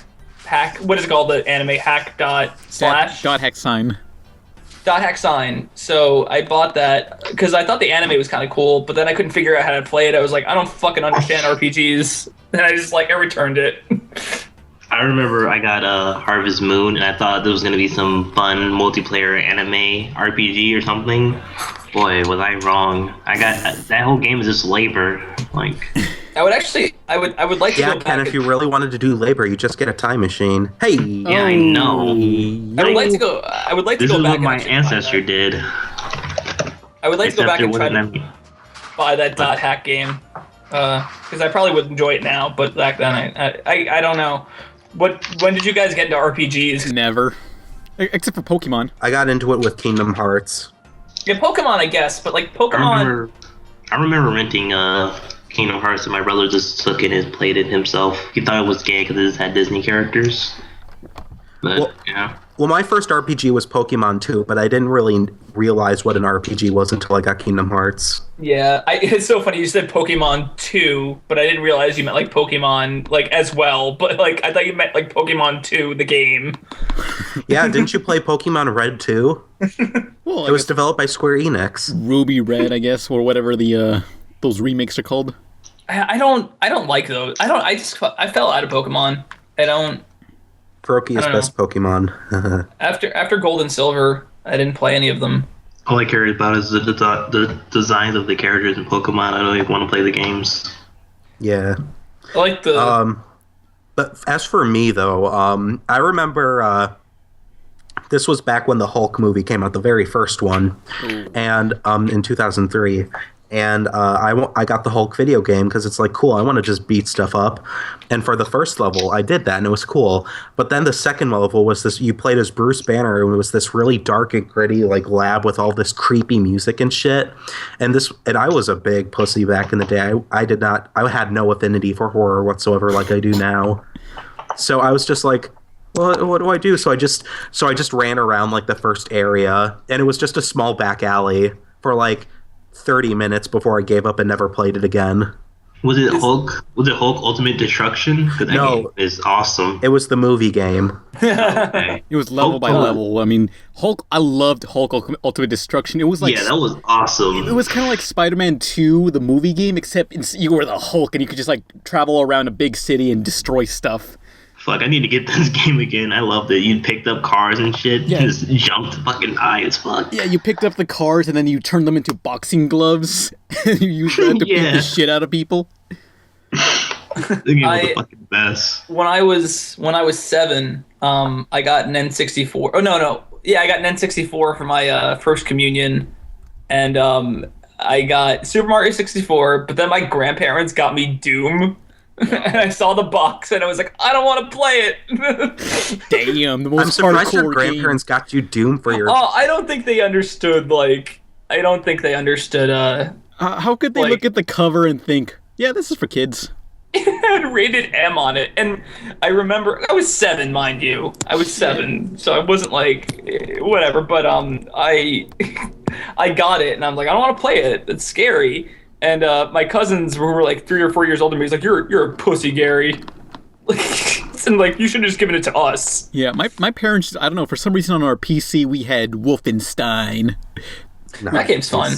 Was that the game where you fought Hitler? Yeah, I guess it was like okay to shoot Nazis, it's totally okay. Yeah, it's a good Christian game. I remember on Tumblr, someone made this post about Inglourious Bastards, and then someone was mad about it, saying, oh, that's real funny to kill Nazis. How dare people have different beliefs than you? And it's like, you know what a Nazi is, right? Oh my god. Well, Tumblr's stupid, so... Holy shit, I just looked up the dot hack game I returned back then. It's $75 now. Yeah, donate that game. That's nothing. Look up Gotcha Force, like that game Pan like faps to all the time. Oh yeah, someone 2 people actually donated to me Gotcha Force. Hang on, Mia. Oh, send me one then. We have 2. Holy shit, $300. It's $360. Yeah, Gotcha Force goes for a lot on eBay. GameCube games are expensive now. I don't know why. I was seriously because it's thinking. A relic. I was cleaning out my room at my parents' house the other day just to get everything out of there, but I was seriously thinking in the middle of all of it, I'm just going to hook up my GameCube and play some Tony Hawk 3 the entire time. Yeah. I really wanted to do that. I fucking love Tony Hawk 3. Yeah, that was man, I need to really continue that Tony Hawk retrospect, which if I ever do continue the retrospect, I guess I'm just going to knock out a bunch of them in the same week, like Part 3 and Part 4 and Underground, like in the same 3 days in a row, Mm-hmm. But anyway, make it funny this time. Oh, but anyway, the people who donated Gotcha Force for me was YouTube user Chartreuse King. I guess I'll link to him in the description, and also Tumblr user One-Eyed Sheep, who's drawn fan art of my stuff. So I'll link to their art blog in the description. So yeah, thanks for Gotcha Force. I hope you guys didn't pay $300. Oh yeah, I wonder where these people got it, because I see one of them had it from a GameCube GameStop default case, so I hope not too much. Oh god. Yeah. If it was over $300, I'd just like to say now that Pan owes you his soul. Oh. Yeah. I'll review it and mention them in the video if that ever happens. Yeah, like how you mentioned like 2 whole subscribers. Tony Hawk and Video Now, you ass. Oh yeah, I got my Video Now to work since I found the screwdrivers to unscrew it and put new batteries in. And how is it? It's fucking terrible. Video Now is the worst thing ever. But I'll do a video on Video Now because it's quite the relic. Although if anyone has the black and white models of Video Now, send it to my P.O. box. Link in the description. Oh, excuse me, Pan. I'm sorry I couldn't find a black and white one for you. You gave me the colored one. There's like 30 different models for it. It was a big thing at the time. Donate all of them. Damn. We'll have all Video Now. I can't believe I'm being abused right now. Someone sent to me like Video Now CDs, an ass load of them, and I got enough video. It's like, damn, thanks. I need to really review Video Now because this person just gave me like literally about 100 CDs of Video Now, which I tried putting the Video Now CD in my computer and it didn't respond, so now it's wedged in there forever. Oh no. Yeah. You're not serious, are you? I remember I got a MacBook Pro when I went to college, and I was uploading music, and one of the CDs got stuck, and I was like, I can get it out with a very thin object. So I tried, and it bent like the CD drive. It still worked, but it was just like, oh, now it's ugly. Yeah, someone told me like when you turn off the computer and when you turn it on, hold the eject button and it should eject. Yeah, I went to the Apple store later, and then it's like, are you fucking serious? And he did that. I was like, well, now I feel like an asshole. I thought it would work. I'm sorry. No, I was like, yeah, that CD still plays like it got scratched up when I was trying to pull it out, but... Did you guys ever try to put PlayStation 3 games inside your Wii and see if something will happen? No, I'm not that stupid. I tried, I feel like I tried something like that, but like, no, it just like, that cannot read disc. Yeah. Oh. Damn it. They should have said taste in console is shit. I love PlayStation. Everyone bought by the way, a I'm a Wii. huge Sony fanboy. Don't come at me. Everyone bought a Wii. You can't fucking deny it. I think I got a 360. We all got Shrek. I got a Wii first, then I got a 360, an Xbox 360 first, back when they were $400 and shit. Then I got a Wii, and I saved up my money for it, got a Wii on my own.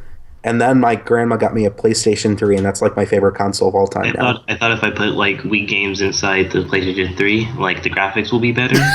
Yeah, right. My ass. Ken, even I wasn't that dumb. Jesus Christ. Wow. I'm joking. I got my 360. I cannot believe this. I got my 360 8 years ago. I gave away my 360. That's nuts. I was actually because I still used to watch DVDs sometimes, but No, but the thing is, I didn't mean to give it away. Like, I sold it on Craigslist, and then like a couple days later, they called back and said it stopped working, and I was like, fuck. So I had to pay them back. Yeah, my 360, it turns on and everything, and I can go to different, like, I can go, like, access, like, all the stuff on there, but, like, when I put a disc in, the only way to get the disc to play is to tap the top of it constantly until it plays the disc. It's terrible. If you cannot tell, I have a very bad relationship with technology. I'm just stupid when it comes to that stuff. My GameCube, for a while, like near the end of the cycle, just stopped working and stopped reading discs. But my strategy for it to work was to get a hairdryer, put it on cold, and put the hairdryer into the that fan area on the side of the GameCube and just let it on. And then it started working. Because the fan was broken? I guess so, and then... and then accidentally I placed the hairdryer instead of cold to heat, so it kind of melted the side of the GameCube and it stopped working after that for sure. Did you ever play that James Bond game on GameCube? Oh, which one was it? Everything or Nothing? Yeah, that game's awesome. Yes, that's the best one. I beat that game. I rented that game and I beat it a weekend, and I felt so good when I beat it. It was yeah. Oh man, because that had, I think, the best level in James Bond Everything or Nothing. It's okay. First off, it was not a first-person shooter like GoldenEye. It was a third-person shooter. It kind of feels like a precursor to Uncharted in a way. But the best level was the one where you're on the motorcycle on the highway and you just go fucking warp speed on there. If that truck is allowed to enter the city, there's no telling how many innocent people will die. You're our only hope, James.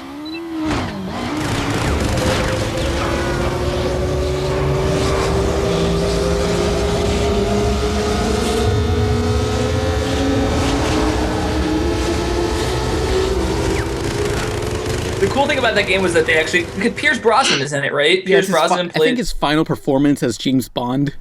And Willem Dafoe is the villain. Oh yeah, that too. Yeah. And Jaws is in the game too. Yeah, Jaws and I don't know who else, but yeah, William Dafoe. Did you actually watch the James Bond movies, Pan, or what? I remember playing the GoldenEye on 64, and it's like, I want to watch the movie, and my parents were like, that's PG-13, and I was just begging, like, come on, it's just like PG, but with a 13 at the end, it's not that bad. I remember the first PG-13 movie my parents let me see in theaters on my own is the worst movie I've ever seen in theaters. What was it? It's called Rollerball. Uh-oh. That fucking movie. There's a scene in that movie where they're driving down like a highway or something, and it's shot in night vision, and there's no warning when they go into night vision. It just turns to night vision. And I went to the projectionist, and I'm like, dude, I think the movie's fucked up. And he's like, no, that's just how it was shot. I'm sorry. Oh. But then there's also, in that same scene, they break through a fence and it goes, wow, like a spring sound effect. Going back to, like, James Bond, the GoldenEye movie, like, when I finally got the VHS to that, I was like, yeah, I can watch this now. And it was so fucking boring because it's like, where's all the shooting? Where's the shooting? This isn't James Bond at all. I still. Where's the golden gun that killed everyone in one shot? Yeah, where's the split screen? Where's the big heads? Yeah, they need to put that in the movie. They need to just make a James Bond game based directly on the video games, where it's just a completely surreal experience. I still play GoldenEye every now and then. Like, I really do enjoy it. People say it hasn't aged well, and it's true, but, like, I kind of love playing it. Yeah, it was a very simplified first-person shooter, but it did a lot of things not a lot of other games did, like AI that would do something other than just shoot you. Some of them would go get reinforcements. Some of them would actually just run to the alarm to set it off or guard an area. Yeah, it's like little quirks like that still make the game very fun. Mm-hmm. Like, because you see, like, you go up to the watchtower, you see the guy running for the alarm, you just snipe him. Oh, yeah. And then when you're at the second level, the facility level, where you're starting the air ducts, and then you see the guy, like, taking a shit, and you just shoot his hat off and then shoot him in the head. Yeah, but that second level, like, at the very end, you meet 006, I think? Yeah, Trevelyan. Yeah, I assumed you were supposed to kill that guy and just, like, run to the end.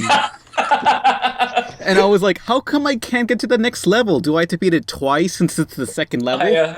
I remember I threw recently I was playing it, and I was just, like, fucking around. And I remember I did the same thing, because I thought you'd have to kill him, because, like, you don't see many characters in that game that you don't have to kill. Mm-hmm. So I was just fucking around. I threw a bunch of proximity the remote mines around him, and I set them all off, and he was in the circle. Speaking about James Bond, what's the next question? Oh, fine. We'll do a James Bond themed video game podcast. Who cares? This is an animation podcast. Was James Bond Jr. a game? Yeah, there was one. Speaking about James Bond Jr. Okay, question by Treasure Cat, who has an icon of my drawing of Bianca from Loki IRL, which I'm still fucking working on. Okay, next question. Next question for the podcast. What dropped Adventure Time subplot did you least hate? Oh God, that's like I'm trying to think. That's like saying which fucking dictator was the least awful. I guess the kids. Like, fuck the kids. Yeah. I guess the Rainicorn pups were the least harmful. Yeah. Harmful. At least they could be funny. If they actually made, like, Jacob Father and stuff, that would kind of be like, that would be kind of weird for Finn and Jake's thing. Like, Finn would have to be on his own mostly. I feel that was a missed opportunity. Like, if Jake was with Finn in all the other episodes, then it'll be kind of like, wow, he's such a bad father, or something like that, because he's never there. Yeah. I mean, like, I feel that was a big missed opportunity, since in the subplot, they reveal that Jake the dog's girlfriend, who's Lady Rainicorn, says, I'm pregnant, Zoo, because she's Korean or something.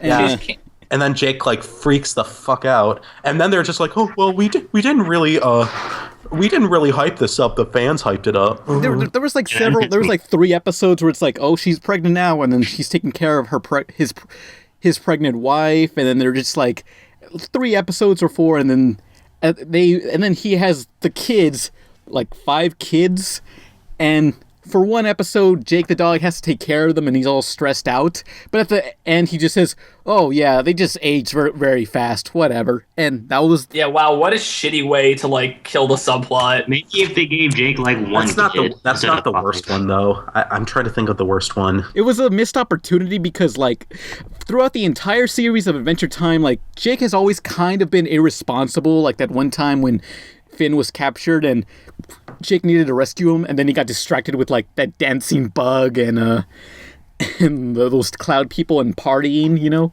I felt this could have been, like, a good way to have Jake learn responsibility and become a better person, but nah, whatever. They shouldn't have given him 5 kids. I think it would have been better if they gave him, like, 1 or something. Oh, well, that was it. Which I think the kids were all voiced by the actors from Bob's Burgers, each of them. Wait, really? So it was Christian Shaw and then... Yep. Dan Mintz and what's his Eugene Merman? I think they were all, or just 2 of them. I don't remember. Yeah, I know Christian Shaw was one of them. Yeah, but what a waste. What a fucking... Oh yeah, hey, remember that episode where Princess Bubblegum and the religion thing where someone? I hate magic now, even though I didn't really hate magic before, but I hate magic now. Okay, there was an episode where Princess Bubblegum was treating some sick person, but that sick person was like, my religion says I'm not allowed to take this medication, and at the very end she just says, you know what, fuck you, and just shoves the needle into that guy and says, just fuck your religion, here's your needle. But okay, what happened if like the guy dies and he goes to hell? What about Betty though? Well, no, wait, I'm not done yet. But like, okay. I was watching Family Guy, and there was an episode where they deal with the same issue of people who have that thing where they can't take certain medicines because it's against their religion, you know. Mm-hmm. And apparently Family Guy handled that situation a lot better than Adventure Time, surprisingly. Are you fucking kidding me? I'm surprised as you are. It's like, what? Because wait, what? Well, they usually have like a hokey speech at the end about it, like pretty much. But it was better than what Adventure Time did. It was more respectful. My biggest issue with Adventure Time, I don't have a least favorite subplot because I don't really care enough to remember one. But my biggest issue is that the fans write the show. It's not even the writers. The fans literally write the show. If they see, you know, the minute they saw a hint of, you know, peanut butter, peanut butter gamer. Now, just gonna say that. PB and Princess Bubblegum and Marceline, once they saw a hint of that, it's like, oh, ship them, and then they became a thing. And it's like, I don't like when shows do that. It's like, don't give in to the fans, write your own show. Basically what Korra. Well, even then, it's still, they're barely writing the show. They've admitted like several times, oh, we don't really keep track of it, much of anything. We just write by the seat of our pants. Yeah, fuck off. Yeah. It's like they want to be a. Hey guys, I work for these people. Ow! I don't give a shit. It's like, I want this to be a 2-random cartoon. Oh, but we have a super serious story. Well, I think what happened is that it just started out as just some fun TV show, and they tried experimenting with trying to put a plot in there, and then they started doing that, and they didn't really have anywhere to go, and it's like, fuck, we're fucked. According to some kind of website that I saw, it was just like a trivia website. The businessman episode kind of like cemented that it was a post-apocalyptic world, and they were just like, okay, we'll just run with it. Well, it's been hinted at in the intro. Well, I guess, but it wasn't really set in stone until then. They kind of made the intro after they made that episode. My friend brought up a really good point about Adventure Time, and he was like, why can't it just be a show about a dog and a boy like going on adventures? Why do we need so much fucking plot? Well, they try to be ambitious. The thing is, you could do both. You could have both. The problem is that they don't know how to do it. Yeah, it's weird. I don't understand how regular shows are able to do it. Yeah, like regular show gets really good plot in. Because Adventure Time is on their fucking high horse, and they're like, "Oh man, we're so good. We get so much praise. Look at us. Look at what Time Magazine said about us." Yeah. And I especially get that feeling from, God. I shouldn't name drop, but if you want to beep his name, Pan, go ahead. I hate his writing. I really hate his writing so fucking much. Leave him alone. He did nothing. I will not leave him alone because he is a hack and he is a childish baby about his writing. He's a fraud. Oh, I wrote an apology letter to him. I don't care. You wrote an apology letter. I don't care. You don't have to diss him, but like he will. After Betty came out, one of the arguably worst episodes on the show, he was like, "Hey, I don't get why people are so upset because I like to cram as many plots." He's like the George Lucas. Yeah, he's like George Lucas. He looks like I don't like commenting on people how people look, but he looks so smug. He does look smug. I'm looking at a picture of him at a con table right now, and I'm just like, holy shit, that guy looks like a kind of like really smug. He looks full of himself. And he talks like it too. Like literally after that religious episode with PB came out, he wrote like, well, I just wanted to write the episode because I wanted to discuss about magic versus science and Oog because I thought it was interesting. Yeah, you don't need to shove plots like that in there. I hate when people shoehorn political stuff into their cartoons. Yeah, but it's obvious he was doing it because he wanted to sound too smart for you, and it was like, oh god. And the worst part is that he just completely threw PB under a bus just so he could have his like religious jack off moment. He's just like, oh guys, look how smart I am. Oh my god, I'm so. But look, PB in that episode had that fine-ass suit, so... Was it all a loss? I don't think so. She had that techno green suit, you know? Okay, here's what I don't understand. Like, I never found any of the Adventure Time girls, except for Marceline, like, attractive. Oh, yeah. Ever. Marceline, make me cream. What about the breakfast one? The breakfast princess? Breakfast princess? I like the concept that there's so many different princesses. What do they even rule? What the fuck? Marceline's the best. I want to douse myself in red paint and want her to, like, absorb the red paint so I'm gray or something. I'm pretty sure that's better. That's porn somewhere. I'm pretty sure. I think Ann just created a new fetish. I wanted to I had this idea of fan art where I wanted to draw like the Red Power Ranger getting a blowjob from Marceline and he just turns gray. That's pretty good.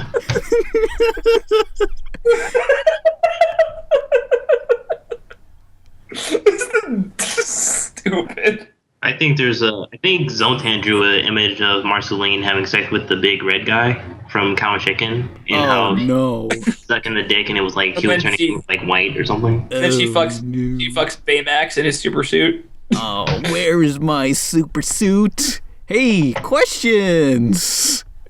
What? Crap. This is like the Star Wars. This is like the Half in the Bag Star Wars episode, the Star Wars Christmas, where it's just like nothing's on topic at all. All right, go ahead. Okay. Next question. So basically, fuck Adventure Time. Yeah. Well, fuck their subplots. Fuck Adventure Time. Oh, come on. No, I'm not saying fuck it. I mean literally fuck it. You know, like wear protection and then go at it. Well, let me fuck Marceline and PB. I'll take those two. They're great. Peeps.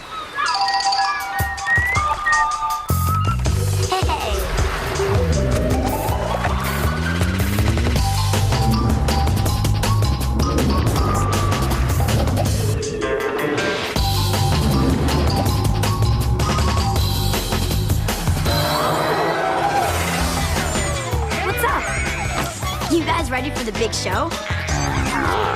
Let's get it started.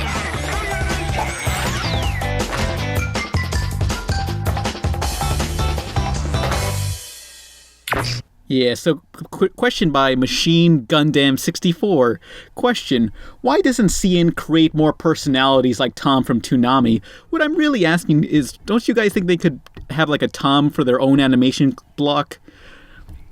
Like, what kind of animation blocks would you want? They tried to do that, didn't they? They tried to have CNN, right? The CNN characters. What? CNN cartoon? So, the news network CNN? No. The two blocks. Remember, it was like the C one and then the N one. It was what's their names? Oh, yeah, it's those guys who did. It's those guys who did Oscar-winning trailer, the YouTube video. I don't know anything about that. So, yeah, look that up. It's really funny. So you mean those two? Okay, so in Cartoon Network's American block, they have two guys in these block suits. It's just a square, and their arms and legs are sticking out, and it's just them. That was supposed to be kind of like their Tom, I guess, right? Well, not really. They don't appear that much, but they do advertise like, "Hey, check out this new web game on Cartoon Network's website." And what is this? Oh well, it's just you don't know. Just like bumpers. It's like after this. Amazing World of Gumball.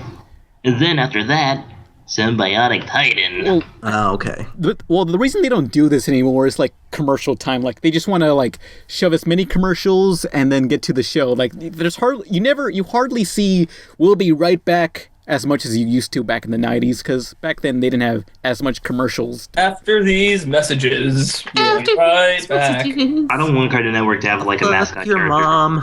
I mean, Cartoon Network had another mascot for their bumpers. Remember Miguzi? Yeah, that sucked. Okay, so Toonami was for anime, and this other thing was Miguzi was for French anime. Yeah, French anime. Yeah. French animes like Totally Spies, Code Lyoko, and American knockoff animes like Teen Titans and Turtles 2003. Fuck, you know what? Everybody says Turtles 2003 is a good show. I'm gonna say it right now. It's the worst turtle show. How dare you? It's the worst turtle show. No, the worst turtle show was Fast Forward in Back to the Sewers. That's the same one. Well, it's a different season. No. It's the same one. It's the Hold same the fucking phone. What the fucking The worst shell? turtle show of all time is The Next Mutation. At least that was sort of ambitious to make a live action Teenage Mutant Ninja Turtle show, but like I cannot stand the character designs in the 2003 one. They look all big and bulky. They're harmless. No, they're not good. They're not bad. They're harmless. Boring. And it had the worst. Teenage Mutant Ninja Turtles is the worst theme song. No, that theme song was freaking catchy, but Fast Forward had a lame theme song. Fast Forward and Back to the Sewer, those are the worst ones. The best Teenage Mutant Ninja Turtles was the Turtles Tunes one.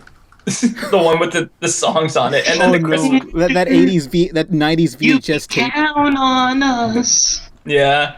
I didn't, it's weird. I didn't, there's a song from the Broadway play or whatever, not Broadway, the Radio City Music Hall show. They're not playing this shit on Broadway ever. Yeah, but there's a song from that show in Turtles in Time, and I didn't put that together until like years later. That's crazy. The song Pizza Power. Pizza Power. I remember that. You can count. Yeah, they had that in the arcade version, but not in the Super Nintendo, sadly. Yeah, it should be. I love. It really sucks that you can't fully play Turtles 4, Turtles in Time, unless you have the arcade. Because the Super Nintendo one, it only has 2 players, but it has extra levels. And then there's the HD remake for PS3 and Xbox, which the colors are all drab, and they couldn't get the same music. They had to replace the music, and it was in 3D, and it was a terrible recreation. Yeah, it was called Reshelled. We need, for some reason, they just can't get the music back, because they re-released the arcade game several times, but with different music. Why? That's weird. I don't know. Apparently they had to pay someone to use the songs, and it was too expensive, I guess. Same goes for Sonic the Hedgehog and Green Hill Zone, because that apparently belongs to Michael Jackson. That was okay. The story about how Michael Jackson composed Sonic 3, right? Yeah. So on the PC versions of Sonic, they replaced all the music. Wow, I didn't know that. Yeah. So like, in the background, you hear like go go, like it's like Michael Jackson. Woo! Yeah. Woo! Like you always hear a woo sound. The first level, was it the casino level in 3 is the song Jam. It's literally the same song. Talking about Jam, the next question is... Yeah, next question. We can talk about Michael Jackson some other video, or we'll have a Michael Jackson themed podcast. We're going to have so many themed podcasts. Yeah, let's just stop. We're not going to really do them all. Michael Jackson is going to be on the podcast. Yeah, I got him. I'm practicing black magic, and I know Pan is also practicing black magic. He's going to be the zombie. He's going to be in his zombie form from Thriller. He's like, hey guys, remember that song? And we're like, we know. You remember I was a zombie? Yes, we get it. All right, next question. King Megadon, question to all of you. What extra or secondary character from any cartoon or live action show, series, or movie you hate the most? I know people are going to hate me for this, but I hate Sally Acorn from the Sonic Satayam series. Wait. She's not a secondary character. I don't know. I think secondary in that she wasn't in the main games. Okay, fair enough. So yeah, you got a character that was like added in that you all hate. I can't think of anything. I can think of one that I like. When they did the Sam and Max cartoon, I like the geek in that show. I thought she actually balanced the humor out well for being like she was kind of the straight person, and then Sam and Max were insane. I thought it was kind of cool, but hate? I don't know. That's tough. Bendy, probably. That's the only one I can think of. Bendy? What's Foster's that? Home for Imaginary Friends. Basically, in this episode, this asshole comes to the Foster's home, and he pulls some shit where he breaks a vase, and he starts crying, and he blames it on the house guests who live there forever, but Mr. Harriman doesn't believe them, so the house guests... That's like the same episode. That's like the same episode as when like that kid comes in. He's like, "I'm an imaginary friend," and Frankie's like, "No, you're not." Oh yeah, that guy was a dick also. Yeah. He should have just taken off his nose. I love when Frankie comes in. She is like, "I have an imaginary friend," and they fall for it, proving her point that they're all idiots. If you could just like live in Foster's home, wouldn't you? Well, I mean, then again, you just make whatever you want. You can make the house. You can just manifest a house with your thoughts in that world. You can make your waifu will actually be real. You could make a doomsday monster. You could end the world. A kid could end the world. Yeah, why didn't it have an episode like that where someone like it was the superhero one. They kind of had that. They need to expand more on that, where they have people who hunt down the evil imaginary friends. Yeah. Too bad Craig McCracken is too busy making Wander Over Yonder. That show is fucking awesome. We need a grim, dark Foster's Home show. Like Mac's mom died, so he imagined a new mom. They call the show Mad Max. I remember when the Fosters first came out, I was like, wouldn't it be cool if, like, the humans were live action and then the cartoons were like, the imaginary friends were cartoons? And I looked back, I think I wrote, like, a blog, like, not a blog, but, like, a comment about it somewhere. I'm like, what the fuck was I thinking? They did do that. It's called Reanimated. No, it's what I was just fucking remembering. Out of Jimmy's Head, which someone actually donated that to me, so I gotta do a review on Out of Jimmy's Head. What's that show, Charlie Buckets? Oh, yeah, that's actually a fun show. This show on Disney XD called Kirby Buckets.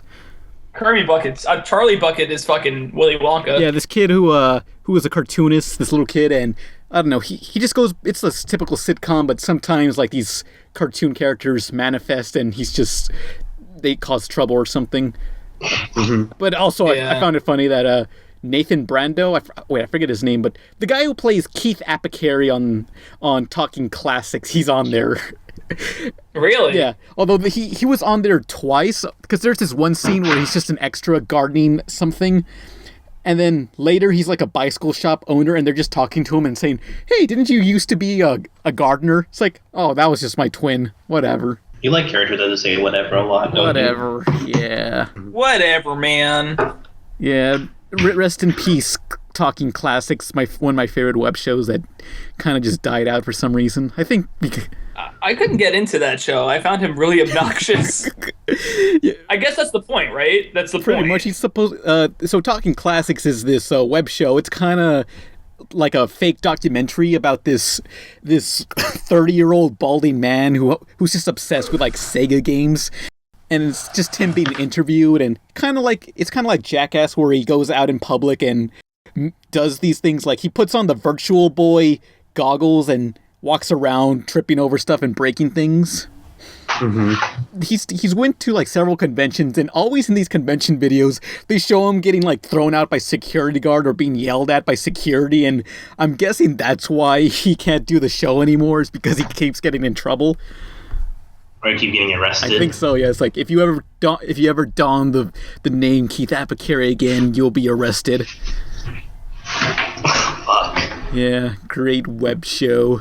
So I guess this would be the end of the podcast. Oh. This is the end, beautiful friends. Evangelion. After 11 long years, the podcast is finally coming off the air.